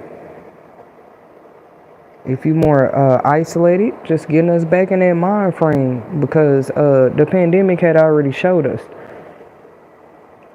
I heard in some places it was fights if people felt like you coughed on them or sneezed on them during the pandemic. Like, cause I can kind of see why. I do not agree with violence. Y'all know that. I can see why though. That was, people were on edge during the pandemic. And if you sneezed or coughed and people know you could have put a mask on. You just out there in public doing it. I swear they was out here fighting people, recording them for doing it. Cause to them type of people, they were saying it back then. They felt like they should go to jail. Cause you just out here sneezing and coughing on people during the pandemic. They felt like don't cough on nothing in this store. Cause people were still going to the store. They just had to make everything a more controlled environment. They were panic buying, bulk buying then. It got so bad they had to let the older people go in the store earlier. I was happy to see that they kept trying, because it looks like they were able to work out something so the elderly could get their food too. But that's why I'm doing my ride program. And I don't care. I'm going to give to the God said give back 10%. That ain't got to be in the offering plate. Just 10% of what I'd be blessing you with. Like, if everybody was doing it, we wouldn't need no taxes. Everybody, even the kids, everybody giving 10% of themselves to society. Not just in a way that somebody chose for you to do it. Like, yeah, you gonna give over here, you gonna be this type of worker. No. Let that person give. Then you're not gonna be, they say, if you're not a cheerful giver, that's what the Bible say. Just full of wisdom. It said if you're not gonna be a cheerful giver though, you might as well not give it all. And that exposes something. It just shows you that some people do just do it for the views. Mine, it's not for the views, but if those that want to tune in, when we get started with what we're doing, we remembering you now. We love you now. It's not for the views. It's like we had real charity work to do the whole time. I just had to be creative in the way I do it, I guess. You feel attacked for trying to find creative ways to help other people? Way before the pandemic. Because, like, I can't spend 10 minutes on the phone with 10 people a day unless I call myself a charity. And I really believe that I'm helping those 10 people. Literally, every 10 person I just talked to, I helped them with something. Even if it was a piece of information for a resource, because we know that might take 10 minutes of just to talk to somebody. You're not holding back. You're being found a more creative way. Like, hey, I need a whole platform. We passed the level like, girl, do it like this, or let me refer you here, or let me tell you about this job. When you can come here and do community posts about it. You can send email lists, newsletters out to your subscribers about it, right? Already learning those safer ways to work. I heard they're trying to ban side hustles, y'all. That's another thing. Anything they feel like helping us to survive. Just calling it out. No, go to work. You saying that there's no way around it. You saying that is saying go work for another company, a whole nother man or woman started, and it's something wrong with doing it for yourself. That's all you saying when you try to boot out entrepreneurship, but it was predicted. Not by me though, it's other predictors out there. Predictors, fortune tellers, you name it, prophets too. They want to be like, God warned everybody first. I'm not finna call nobody a God. That's who I saw warn everybody first. Beware of false prophets. Nobody finna get the credit. Not over here. Like, you having discernment, we'll clap for you. We're going to applaud for you. Yeah, see through it where you can. But that's who said it first.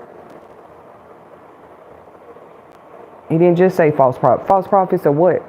Okay, that would mean of him. They don't be telling that part. Like, that would mean you're falsely, first of all, you're falsely giving an image of him. That's a real false prophet for you. You're telling people he looked like this, but he really looked like that. It's literally written right here. That's a false prophet. Like, false prophet of what? A false prophet is not just somebody who bears false witness. They completely are teaching against Christ. Stop playing with me, bro. I know what a false prophet is. Like, that's not just anything. That's a whole nother level of a deceiver. You gonna know it when you see it. They wouldn't be, a false prophet wouldn't be talking about Christ, or would only bring up Christ for their own benefit, but you would have to know Christ for yourself to know that if anybody's doing it at any given time. If you don't know nothing about Christ, who are you to call somebody a false prophet? That's what we call people over here in the Christ conscious believers section arena. We been knew those was out here, because he was the first one to say it.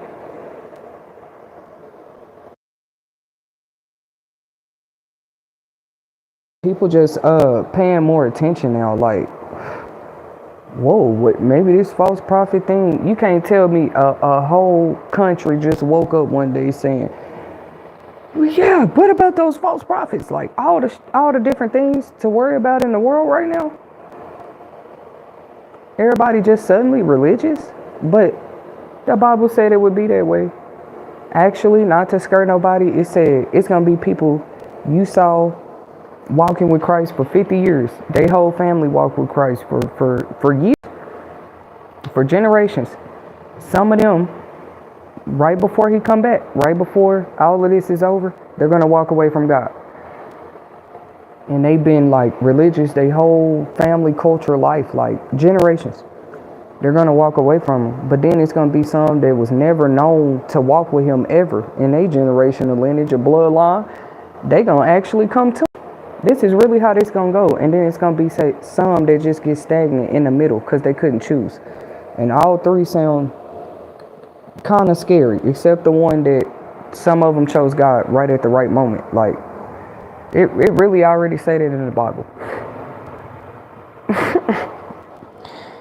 They trying to make it look like, no, none of those exist. But they want us to believe the ones staying in the middle exist, and the ones walking to the devil exist. I'm sorry, there was a third one. There was three up there on the hill on Calvary on the cross. There was a third one. There will be some that actually walk to God right in time. It's like a double miracle.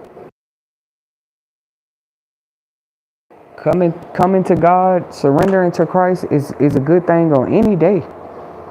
But to do it right in time, that's scary. Because what was going to be your fate?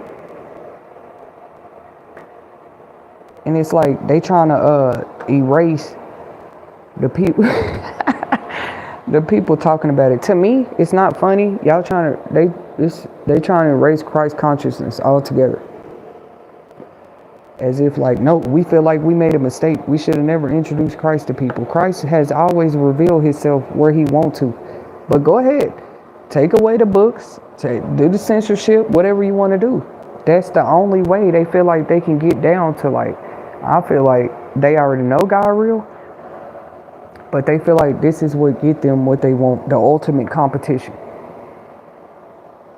No, we don't want people stepping to God right in time. That means you never know when it's going to happen. That person didn't even know it was going to happen. You know what I'm saying? Just know it was written. And let's not say the last days. I heard there's some people getting offended by that. But that's what it says. Buy a book. And every other book is just legal to read and have right now. They got some of these folks got dark books, all kind of stuff in their house. But you mad because people reading the part that it said it's going to be a last days. They said in the spirit, one day is 1,000 years, ladies and gentlemen. It's not like their days, it's not like ours. One day in the spirit is 1,000 years. First of all,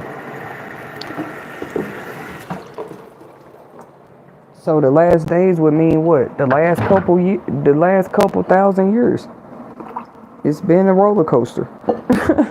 Just the past 2,000 years on Earth. The things Earth has gone through in that time. The changes societies have gone through, cultures, people. That's why I say if any religion, I'm a humanitarian. That's not even considered that. You're like some type of philosopher that you care about humans and you're always speaking about it. It's deeper than speaking. Like you feel this. You've been seen helping people in public, in broad daylight. Just like some get caught doing evil in broad daylight. Like what they mean. He said some would come to him right before. They don't know why. They just got a new passion for Christ consciousness and they want to become more and more and more and more conscious with Christ. See, I've been doing just my own little mini research about something on the side lately.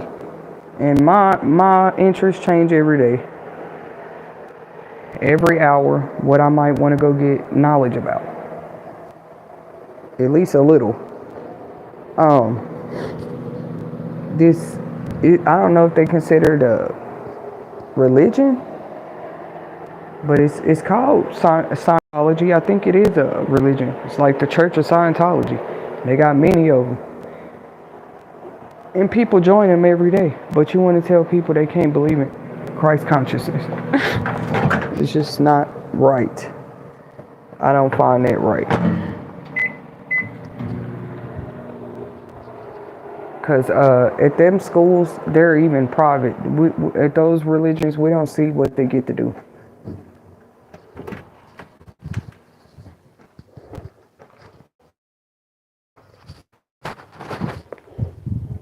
Can I see the charger?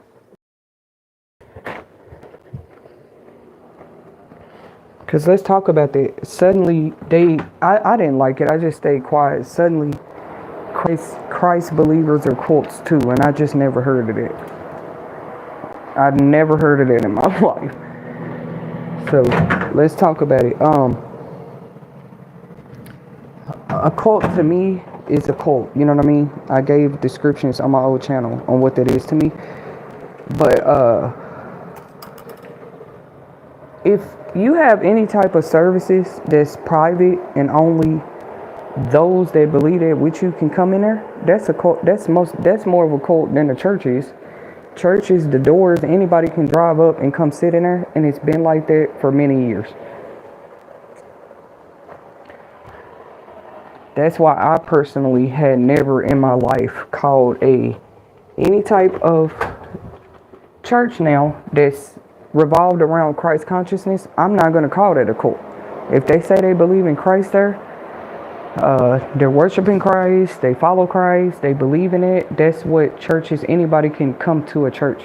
But these other things they be doing, like the Scientology, other religions, you can't just come in there to their mass prayers and rituals. What are y'all talking about? If anything, that's a cult. But I'm just here to give one more voice. You know, they always say my voice carry. For a woman, it's kind of heavy, you know. I'm not a big lady or nothing. And now I'm starting to see that's for a reason. Even when I whisper, somebody gonna hear it.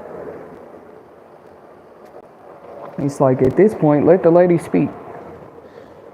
All she doing is speaking, and then leave her alone. After she say something, have your opinion.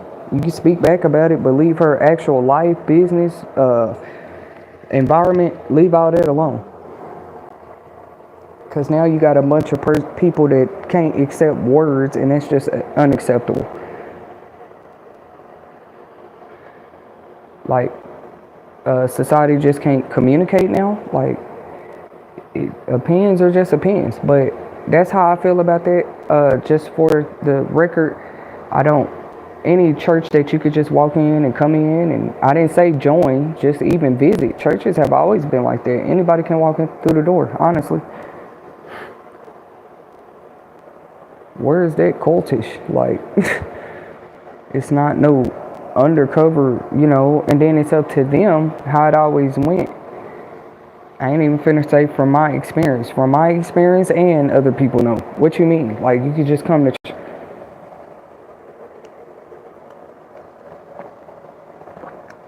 I'm not finna join it with them and call any and every church group a cult. Since when?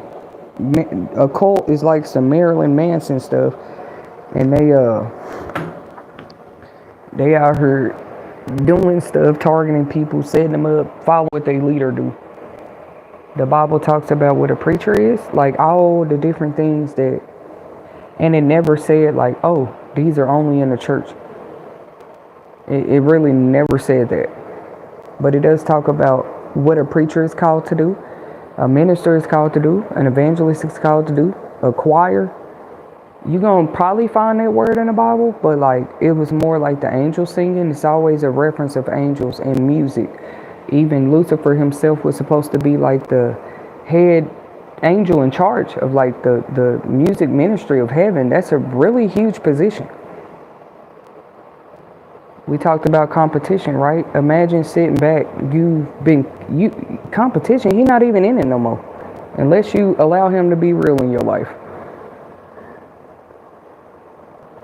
You started at a position like that. That's why when they try to go deeper and be like, God and Lucifer is the same people, I don't really think so.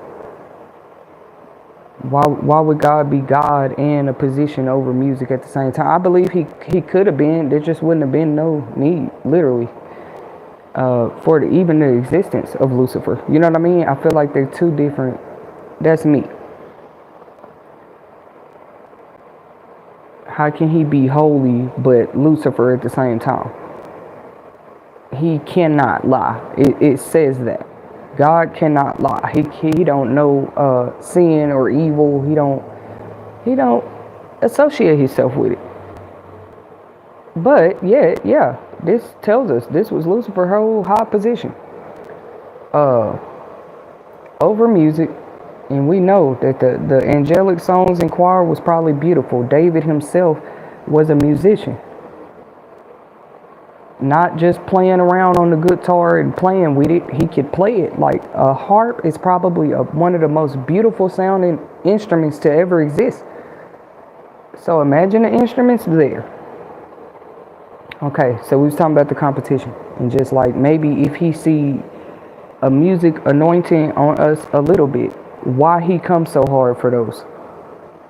If we're willing to pay attention.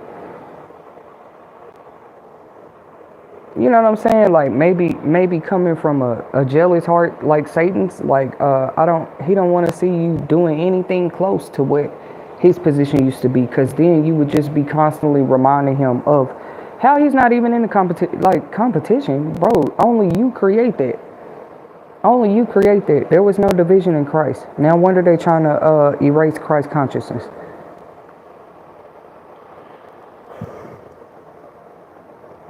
Competition is automatic division. I don't care how you put it, like, because there's two sides now. Competition is like a sports, like sports. There's a place for that. Like, they even have battles, like whole things for competitions. I didn't say it's evil. I said it can be unhealthy. Like it can. That's why there's places for competitions. You never just threw a person in it and then say you won. That's not a real win, as long as everybody knows. Or is it a real win for the person if they win and they didn't even know they was in it? It was never a competition. That's one thing that'll prove it. That person ain't won nothing. That person was never in a competition. You feel like they won because you was competing with them. They like, where's the win and lose word coming from? I was just trying to win in my own life. Defeat my demons. Defeat my past. Defeat things how you gonna come remind me of it? Like, that's all you can do. I was already on a journey here. Like, okay, can I grow past this? Can I grow past that? Only a person competing would look at you and say, well, if I would have went through that, I wouldn't have grew. That's all you can say. I know who I know, or what I've been through, or what.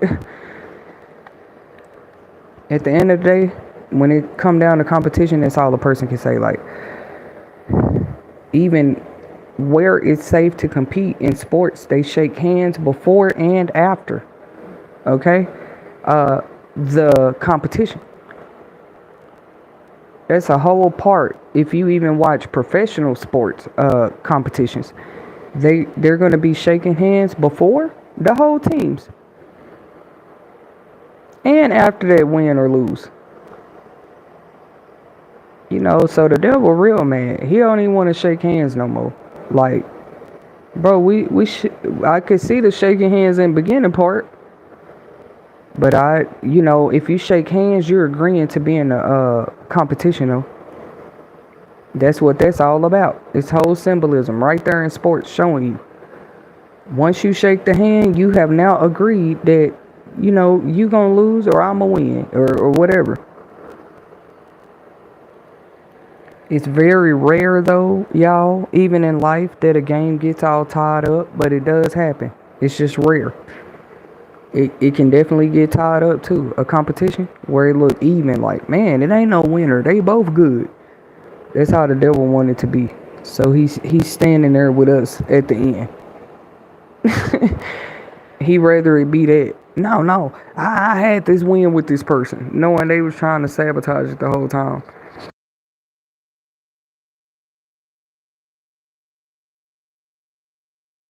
God children, we know all about taking losses. That's how you know the devil is a whole separate entity. You know what I'm saying? That's a whole nother type of strength. Like, our losses being glory. Like, because some losses are celebrated because they was worth it. It's just a lot. He don't teach his followers about losses. That's why they're like they are about them. They rather not have them. They rather get what they want conveniently. They don't want to experience no loss. The devil already felt like he went through that. And his loss was great. I'm not gonna lie to people. His loss was totally great. It's the reason he's mad. Why else do you go out there and just stick innocent people like that? I mean, but we don't know more until the news story updates about it. That competition, though, there was a whole message today. Nobody had to believe I heard from God. They gonna believe I listen to him, because your life gonna show that. Why would I just sit in my house and think randomly about not just competition, but what it might mean in the spirit? What it means, it have no definition in the spirit. Why? If God said I am that I am, before Christ consciousness even existed. They say Christ ain't real because he didn't always exist. So did some of us. But we're very real here, standing here today. They like, well, he came years later. So did you. It's like, what be they point, y'all? Well, we can't see him. You can't see the wind. It's just that one thing I'm not giving up on. I believe. And you see how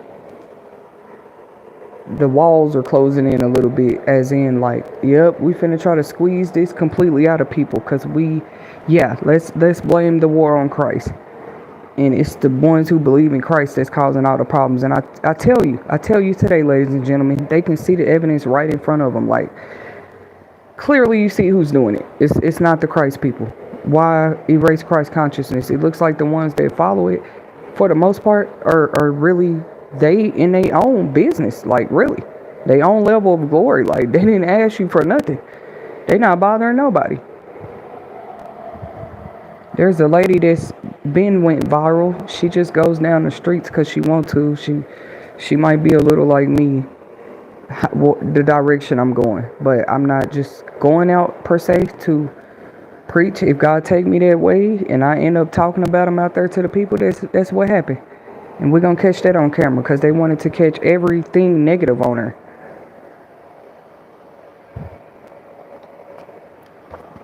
It's not a big celebrate. Anybody can go outside and talk about Christ. That's my point.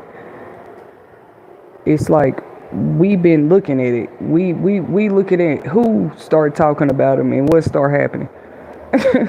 That's evil. It's just evil. Even if I was talking about Buddha, anybody else, I said Christ consciousness. The whole level of belief and exist that Christ existed and what his, not Scientology, not none of that other stuff. Because when you're talking about Christ in the room, how it's been for years, usually anybody could walk in and talk with you, have their opinions or whatever. I ain't never known no Christ church to be secret.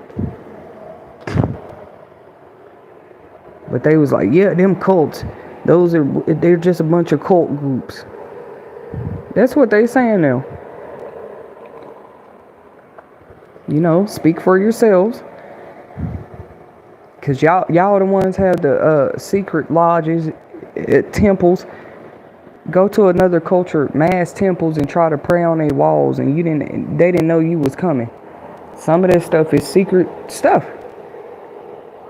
Private, I'll say private. They do private prayers, mass feasts, and stuff that we don't know nothing about unless you go research it. They just are, all they can do is mock what you do openly. But like I said, you can mock me when you're doing what you do openly. You know what I'm saying? Like, don't go do it in the secret meetings. What is you doing? We do what we do openly, and we've never been perfect openly. Cause see, y'all, I'm the type I study. I'm not just gonna be like, oh, I don't believe in something. No, I'm interested in like what other people believe, for real. And with Luciferianism, it's mainly about showing people they can be themselves. They actually don't. How diabolical is that? You're saying they can be themselves, but you're still doing so much in secret. And a religion like that would eventually mess with my mental. I can see it. I wouldn't, because I'd probably be questioning my leader or whoever a lot, and things wouldn't make sense to me. It'd probably just get to the point where they tell me stop asking questions. Just believe what we're telling you. And Christ don't do that. You can ask as many questions as you want to.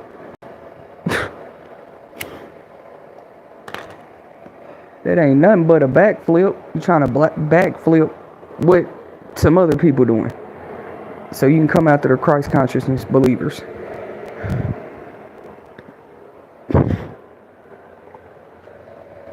It's just how I feel though. How make it make sense. Or y'all tell me a church. Now all you can say then is the leaders or maybe certain people of it was doing other things. You can't say no whole thing was a cult and anybody can walk in there and not just join it, just visit. You can't do that at lodges. Hey, I want to go on I ain't even seen Mr. Beast do this one yet. And he known for doing these stunts, going places everybody can't go. Some undercover, ghost investigators, they done went in some places.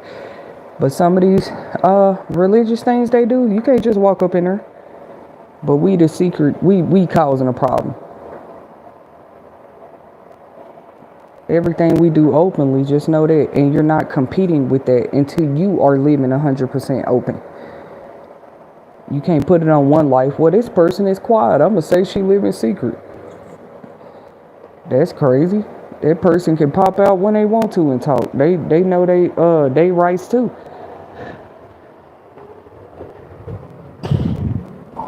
How you going to make something look like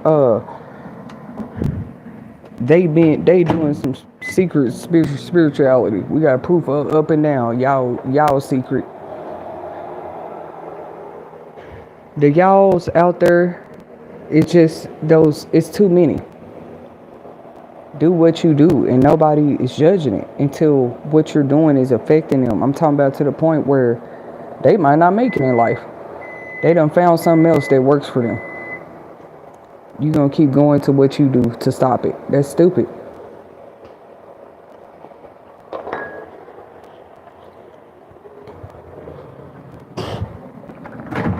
I'm on live with you guys for a second. No matter who's mad about it. Because the people need to know. People have a right to knowledge. They don't have to call what I be talking about knowledge yet. But really, when you take yourself out the competition that you never were in to begin with, that's when you see the real game. You see the game even better. Like, okay, y'all just gonna stand around me and compete. I'm still not competing. To even come to one of your games is supporting you. Maybe watch how you play, how you are as a player. Let's talk real about it. God's insight to me this week was the word competition. Not everybody come to the game to try to see your play so they can use it against you, but that is how some dirty players play. The whole time you wasn't even in the competition. Like, I don't play for neither one of the teams. I'm just here. It's called the crowd. So they like, well, how's she gonna respond if we give her a crowd? That was the point. Like, I gotta be aware it's gonna be a crowd when I get somewhere. Crowds go. Do I know how to act in front of a crowd? If I don't need to be there. But yeah, you see, people are going. They've been going into defense mode. All you could do was say something was wrong with them. You can turn into a turtle, a skunk, porcupine anytime you feel threatened. They been in secret temples and stuff. It's what I was telling y'all. Don't try to wait till we secretly minding our business in our house to say something wrong with us. And they been doing secret stuff. You think them needle sticks wasn't supposed to be secret? That's why they did it like that. It's weird.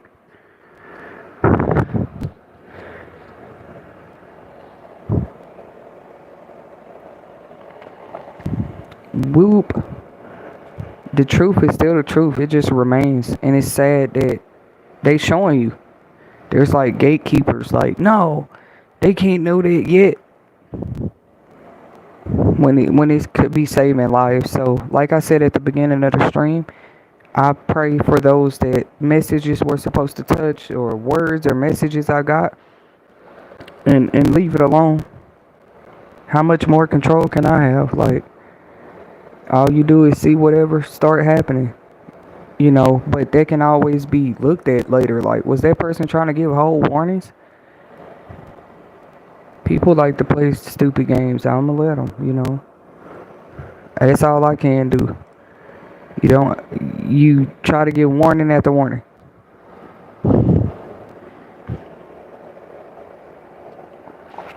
You obsessed to want that much control over what somebody becomes aware or conscious of. You gotta watch them. Like, okay, she just found out the sky blue. Who is she now? Of course she's different. She knows the sky's blue now, like everybody else. I mean, she's different in her own light. She gonna be alright. Everybody else knew it was blue. They been alright. How do you expect her to be? Thank you guys for tuning in to another live segment where you will make it TV, where we share inspirational quotes, messages, and insightful topics. If not daily, most definitely weekly. And never feel bad about where you couldn't tune in or what time we go live, because we're going to always go back and reshare our old topics. All 2025 long. You can catch us right here at You Will Make It TV right here on YouTube. When you see the logo, you know it's me. Like I said, though, please do not respond to, we're just not going to contact you guys first. I actually more respond to messages when I'm contacted, if that makes sense. There's no reason for us to reach out to you and ask for anything. Any contributions or donations is strictly voluntarily, and any small or great contribution is welcome. Tetasheri W is the PayPal name. I left the email details right there. Unfortunately, that's like the only way I have. And this is just for the water bottle drive, y'all. But I'm already working on it on my side. And we got about, I'm happy to announce that we got at least 120 water bottles in here right now. And I plan to help decrease dehydration this summer the best way I can. I don't even have a car. I'm not ashamed to say that on the stream today. And we're still going to show how when God is involved, and you really are willing to make a difference and get her and help, He going to provide a way to do that. So I'm not just saying it. Sometimes it's just going to be your own vehicle.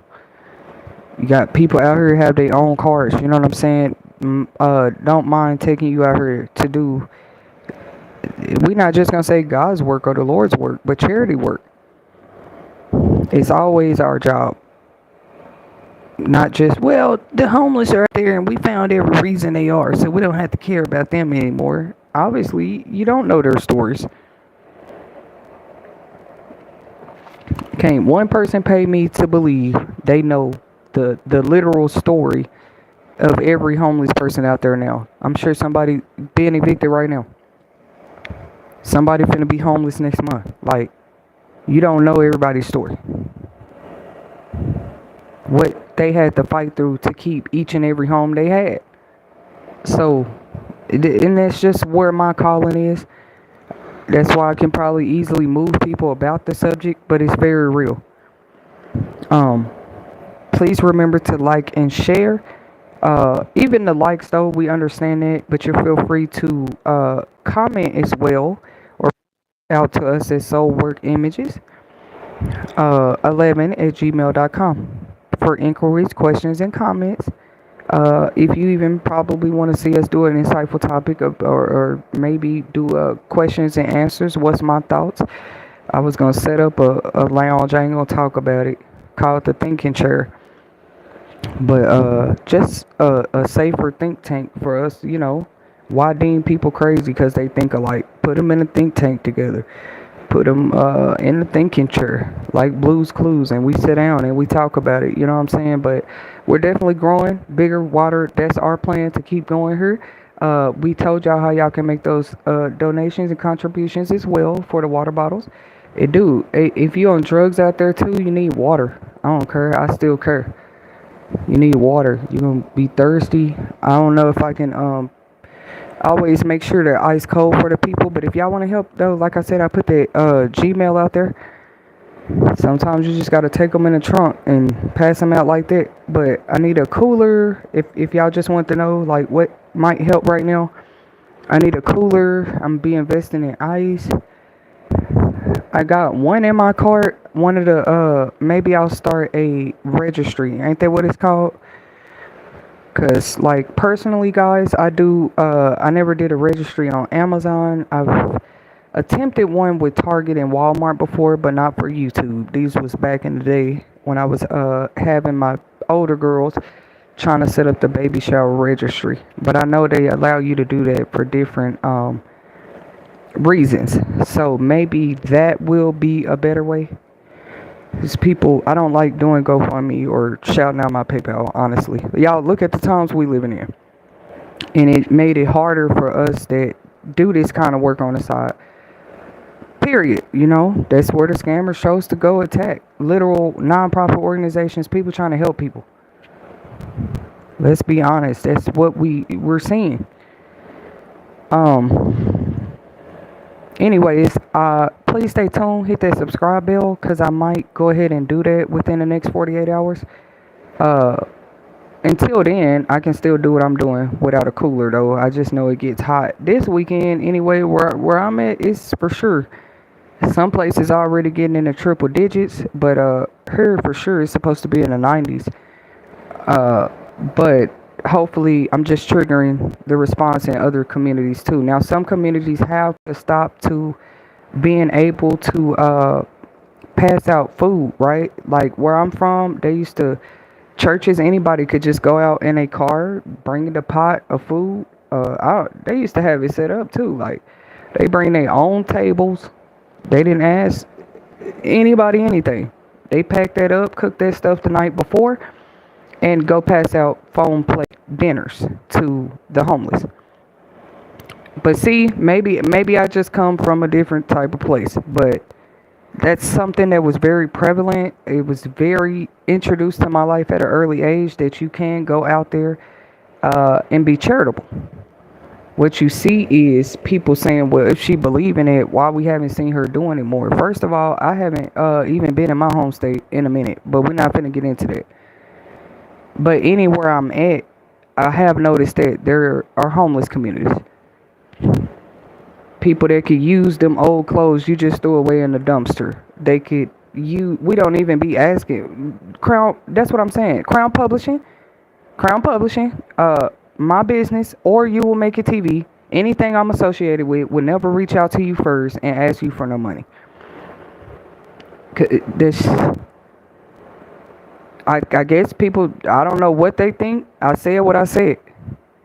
Uh, it's different if I knew you or something and we asked you, because most times I either pay the person back, I'm gonna pay you back, or we paid you somehow, or I provided a service that I feel like paid you back. Some people, if it's not actual money you paying them back, they feel like you didn't pay them back. I mean, the business work, this just the streets though. This ain't even my business life yet, or what I've been going through as an entrepreneur. It's called trading goods and services because sometimes it's not particularly money or a good that you're trading. You're giving us a piece of your time, whatever that service it was during your time. Babysitting, what did you do for that person? Did you write a paper for them?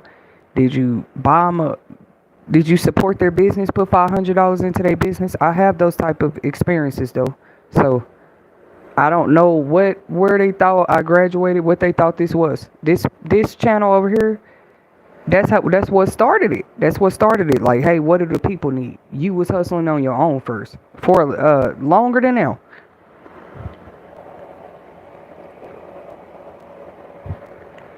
And I'm telling you, look how it all comes together when suddenly we look at the timings of attacks, or you're not really trying to defeat your attacker. We look at the timing, and it's just like I'm not calling any specific person an attacker, but suddenly you have some people that support the big beautiful bill, some don't. But more people should read into it. Like, do you know the changes that might be coming in the near future? They already trying to make side hustle, side job, what we call side gigs, illegal. But that's not what I heard. I heard we're gonna make you working for yourself illegal. Like, just say what it is. But it's okay to go keep another business rich. I guess desperate times calls for desperate measures, though. It's okay for you to go to a company where they actually pay you a salary or bi-weekly or weekly and go work those jobs. Like I said, personally, in my opinion, just as a citizen, that does not make sense. It's okay to go do that, but people can't do. Is that what's going to happen? I would say make sure there's some stipulations in between. No, if they're licensed to do what they do for themselves, what did you think a license or a certification was? That's for you to go independent too with certain type of work. If you become an insurance agent, you are not working with a group of insurance agents every day. You got your license to go out there and help people with insurance by yourself, because some jobs it's just like that. Most of them, I ain't gonna say most of them, but when it comes to commission and working by yourself, commission type pay, or me not getting paid unless I put that work in, that's what I'm used to. Every job is not, oh, go Monday through Friday 8 to 5 and that's the 1800 mindset they're still stuck at. If you go get a notary license, you can now sign as a notary whenever you want to make money. What you mean side hustles? So they just have to be a little more specific, like CDL, that's for a truck driver to go drive trucks. No truck driver drive with now that part, some work with companies, some have their own trucking businesses, but that would mean you're even affecting that to say people can't work for themselves no more. Yeah, because if you cutting off daycare and school, how were they supposed to go to work? They can still for themselves with some of these license and certifications with their kids at home, depending on what that license is. Some people are medical coding, billing, insurance people. They do this from home. When you call your insurance company, you could very well be talking to somebody at home. Is it our business? No, but that's the fact. They work for the company, but they at home. Not every job is I applied, but they didn't hire me. If you don't qualify, you're not getting hired, sweetie. It depends on what you're applying for. So shout out to those that did make time and use of the resources that were here that can help you get certifications, license, school while it was here. Why are we gonna sit around and cry about what's being cut off now? While it was here, did you go back to school? Did you try to go study HVAC, AC, any of that? Become a mechanic? Because as a woman, I could only go study or put in work where I could, but I'm glad I did it. You got some certifications, license, and stuff, so you can go work for yourself when you need to. But maybe they need to cut off side hustles. Look how people have abused them. Okay, a billion people finna be affected. You know what I'm saying? Because you had all these people saying they working for themselves, but it came out they were doing all type of crimes. It's just stupid. It's just messing it up for everybody. You didn't need no crimes if you wasn't being greedy. If you already have a business, all you got to do is keep providing that product, service, or business or good, and you keep making money. I don't know who bright idea that was. Oh, like this is the movie American Gangster. Have y'all seen that Frank Lucas story?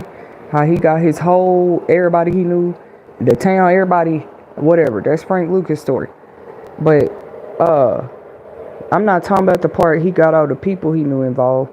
All those people had businesses to cover up what they was doing.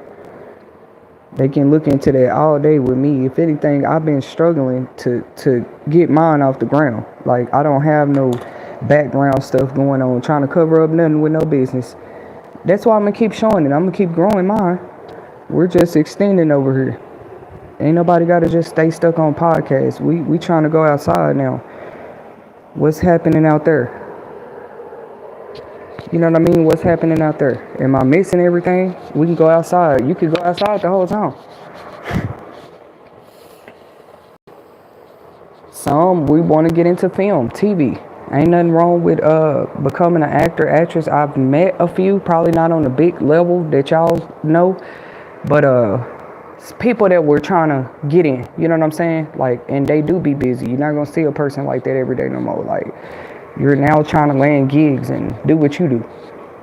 You know what I'm saying? But I always encourage them. I'm not finna shoot down nobody's dream. I was talking about the writing, the actual making of the film, the producing part. The potential in my life is there. The producing and also helping to produce it. Because I got to start somewhere. But maybe helping to produce for now. Maybe you helping set up the set. Or you learning a little bit more about cameras in general to where you can film better. Or I am skilled as a writer, so it might be more that direction, if anything. Helping these writers. These film writers, they have assistants sometimes. They don't be writing that whole film by themselves. You know. That's where I'm going to come in at. I speak that over my life. Just behind the scenes, y'all don't be knowing. At the end, we're going to show that whole cast of who helped put that movie together. That's why it lasts about 5 minutes. It be a whole lot of names. You know, and it's been overdue that I'm like, why is my name ain't on there? If not, it's one of the actors. The first names they show, like producer, film writer, music orchestrator. I should be one of them names at the end of the movies. I'm telling y'all right now, it ain't about trying to be the star. It never was. The whole time I was trying to be, I knew I had what it takes to help produce them though. Just one of them names at the end of the movie. Like, she did this. Even if it was just the costume designs, you know. Maybe I started as a film extra, you know. But so we gonna let bygones be bygones. Ain't nobody tripping over what they didn't trip over. You know what I mean? Like, if you didn't fall, thank God every time. But all of us is one trip away. That's where some of us should just start being more careful now. You one trip away from falling. Make sure your shoes tied. You say you know what you want to do. How you gonna get there? Your shoes untied. You trip, you gonna fall. So the beginning of our segment was being more aware of that. There are attackers. There's been attackers out there, but if people scared to talk about the word sneaky, but you have to think like a snake. You have to think like one. A snake is sneaky as hell. They like, take your own advice. Oh, I'm taking it. You just don't look how y'all think it should look. It should have never been started in my life, but I'm not finna get there. I'm not finna go there yet. A snake is gonna be sneaky. How does a snake get around us? They talking about, y'all need to cut y'all grass. It's snakes. Nigga, some of these snake stories, the person didn't even know where the fucking snake came from. They open a toilet lid and it's in there. And when you talk about real snakes, I've been in an apartment complex before. One just hung out in apartments. I mean, different residents saw it sometime. Not inside. Let me clarify that. But it hung around outside, like in its environment. But it was definitely a snake. It was long. It was big. I don't know what kind it was. And they're sneaky. They've never been the type to, oh, let me rattle my rattlesnake and let her know I'm right here. Let me do a snake slither sound so she knows I'm right here, so my prey sees me in the grass. So my point was, it's not always that you went and bought one or that you invited one in. Snakes, we coexist with them. Even when they human snakes, that's what I'm talking about. Like you got a snake spirit or something. I think they mistake my spirit for a snake spirit. No, I just know snakes well. Like I know them very well. It's almost scary how familiar you are with them. I can go from that to snake trainer, if you ask me, because those are real too. And even a snake trainer's job is very dangerous because they don't guarantee they're not going to be attacked sometimes. Just trying to train a snake to act right. That's crazy.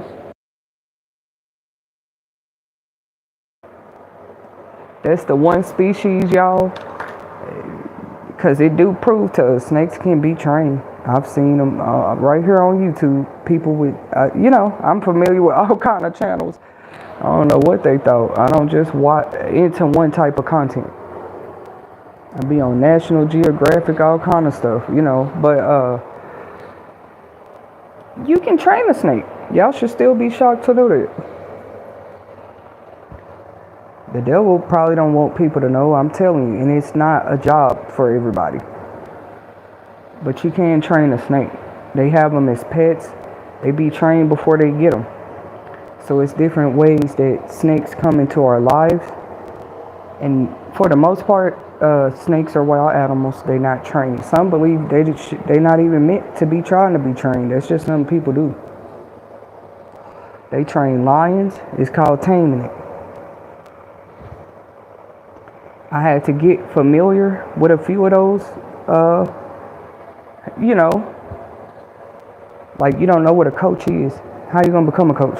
How you know that you have coaching in you or something like that?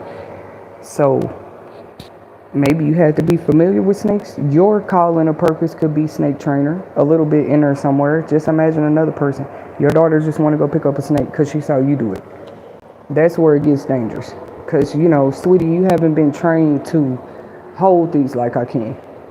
You don't know what triggers this snake. Real talk. This is how my life feels sometimes. You don't know.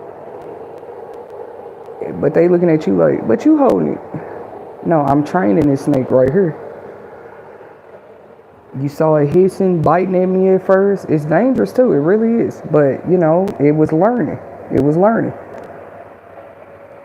But here's the kicker part. They say a snake, that's how wild it is. Like a trained snake can still turn on his owner, I guess, his trainer, if it wants to get that vicious.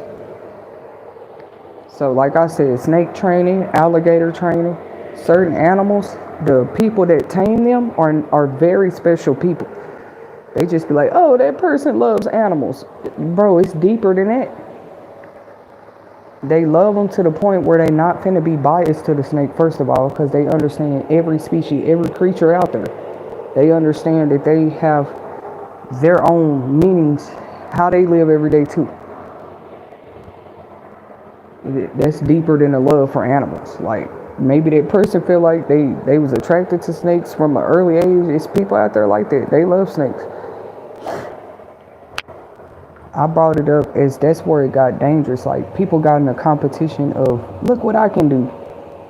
Literally, look how many people do things on social media just for attention. And it turned into look at my life to look at what I can do. If you ask me, they don't want you to just look at their life no more. They're showing us like, yeah, look, I can come in this haunted movie theater and record. I can jump on 20 crates. I can do a nose challenge.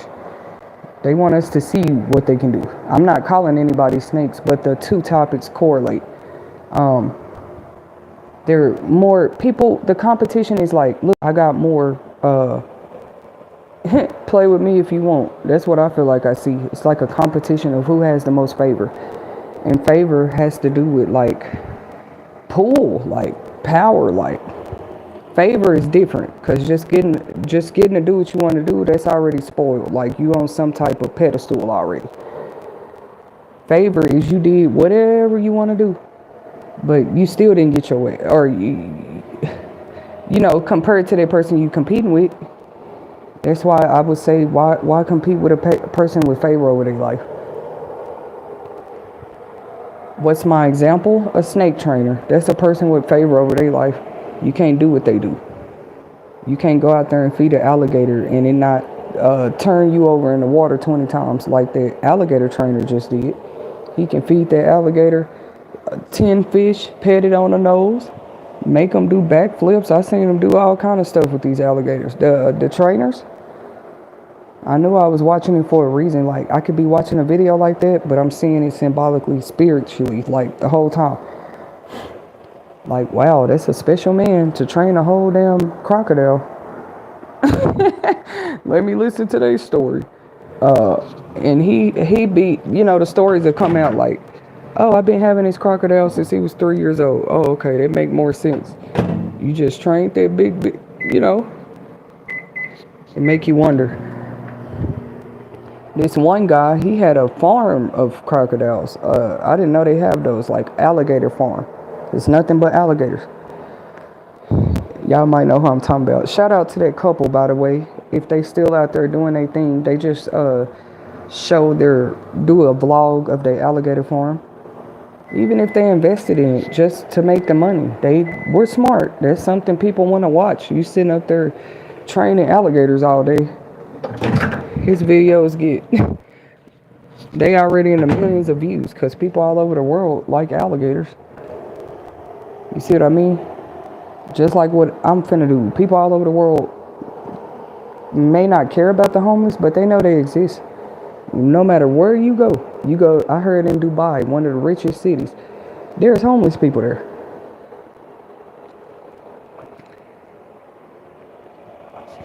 So, what I was saying is, the competition seems to be like favored, like everybody want to show what they can do. I hope y'all like see what I'm saying. Look what I can do. Look what it ain't even about starship or talent no more. It's like when I say they want you to look at what they can do, like they literally want attention and spotlight on what they quote unquote are getting away with. Quote unquote can do. Can. Listen to that word, can. It's like, what happened to the rules? What happened to the laws? Why everybody can do something suddenly? Because a person told they self in their mind, well, them favorite people get to do it. Were you a snake trainer? Because look, to even become a snake trainer, that would mean you had to be trained with snakes. Like you had to get familiar with them. Don't call me a snake trainer. Let me say tamer. I don't think I train them. A snake gonna do that. But tame it a little bit. Like, hey, you don't bite me. I know you gotta slither through sometimes or whatever. You don't bite me. That's a snake tamer for your ass. Tamer, trainer, two different things. But I was just saying, I would first have to like learn about snakes to even be trained with them. Like, anyways, I look at it the same way in the spirit. It's unheard of. Like, who are you? A snake will do the same thing you would do to us. Well, tell the snake trainers that, which people do. they don't look at them as special, you would make it TV does. Like, thank you for what you do with the creatures out there. Being willing to get to know them better and on camera so that people have maybe a less fear. I don't know why I'm using snakes, for example, but because people just gonna always fear them. It don't matter, like, what National Geographic show us about snakes, people still gonna be scared of them. Certain creatures, yeah.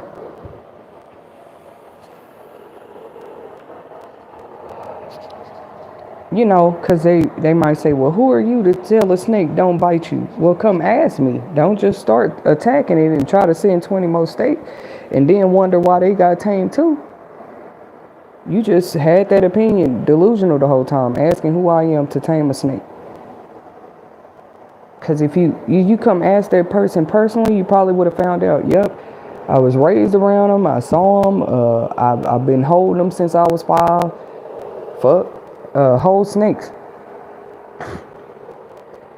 I've been hugging them, I've kissed one. You might want to know that before you try to come attack me with more snakes. Now, it might be a battle, but I would have better of a chance of getting out of it if I was familiar with snakes already.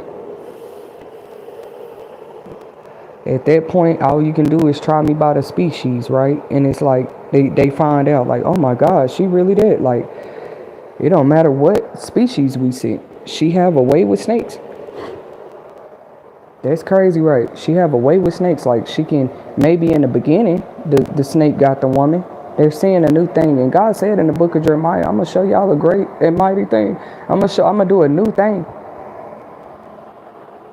They think this is the old, bro, that part already happened.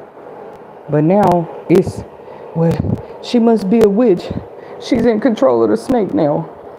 I'd rather be on that side. At least have an understanding with it. Communication with it. Like, that's what a snake tamer does.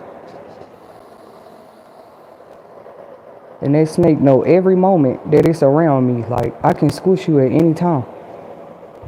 That's a higher level of we ain't gonna say intelligence, just that you might be a little more knowledgeable about something than somebody else. That's it. And it's gonna show.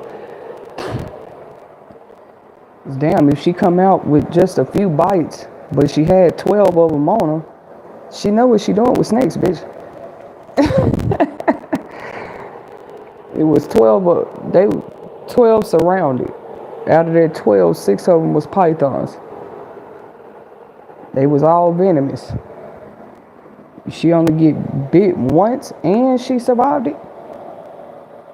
She might have knew exactly as soon as she felt that poison. Like, she knew exactly what to do.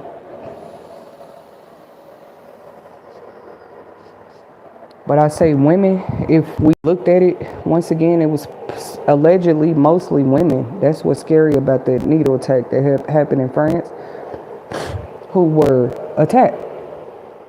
I was like, that's random. We all know the women have the babies. Like, I don't know what that's about, but they gonna find them. They gonna find whoever did that. I actually pray God with the France police right now so they find who did that, because that is awful.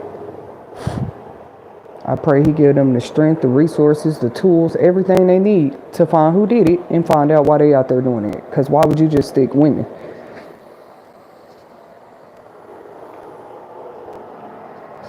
That's some snake shit. That's why we're talking about snakes right now.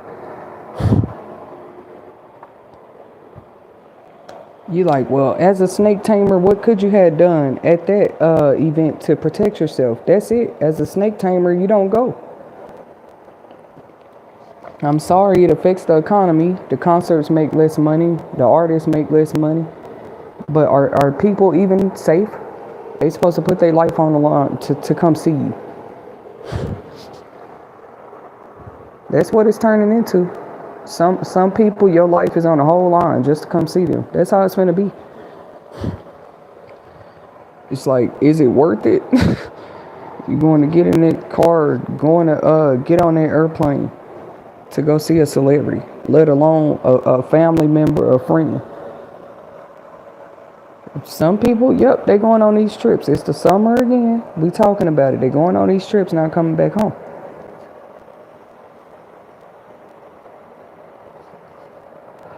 Thank you guys. I was gonna try to cut it off.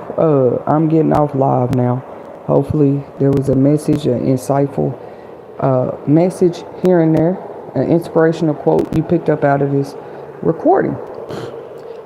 As stated before, I'm going to share it on the community post, Soul Work Images with an S 11@gmail.com. Questions, comments, inquiries, especially about the decreasing dehydration drive. Yes, I could help the homeless with food. I could help them with other things. We're just trying to get out there and give out water. That's what You Will Make It TV is doing. Stay tuned. Make sure you subscribe so you see the clips. It's not about catching them on camera, getting their faces on camera, getting water. But I will have my evidences that we're out here doing it, and really doing the footwork in a minute. Because like I said, I don't even have a car. So what's their excuse for not being able to contribute at least 10% back to the less fortunate? They said we were doing it with our taxes. My opinion was, my response to that is we wouldn't have to pay taxes if everybody was giving 10%. That's probably less than what they take out of your taxes. That's all God asked for.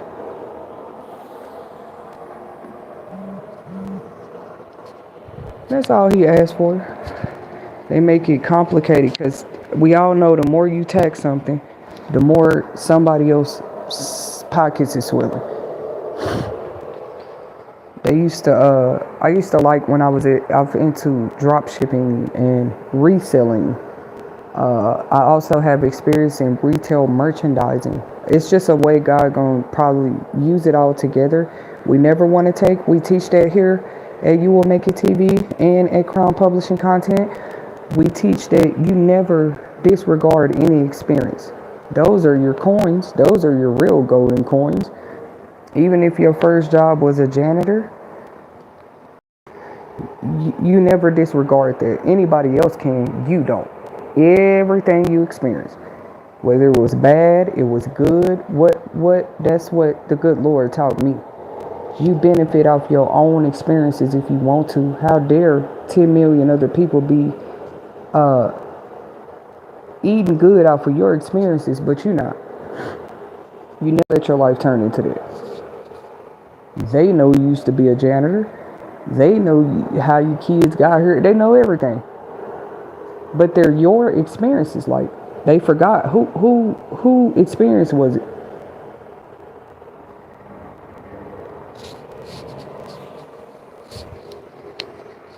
We should I'm not going to try to use the word benefit, but your experiences make you. They're more important than what you think, and more people should be concerned about. Is it coincidence, or do you just experience what you experience because you made each and every walking decision in your life? Either way you look at it, a person can't give you nothing more than an experience. What I see them do is get mad. They be mad at what you experience. Like, bro, you jealous of the struggle too? Now you really need help. It's past. You're past gone. You never get envious of another person's struggle. You can say, man, I like the way she make her struggle look. Now that's understandable. I like the way he struggles. You wouldn't even be able to tell. But since when did that make a person weak or fake or secretive? The struggle, you ain't never been able to hide that. That's why they say us that you wouldn't even been able to tell. We're very special, because you can't hide that.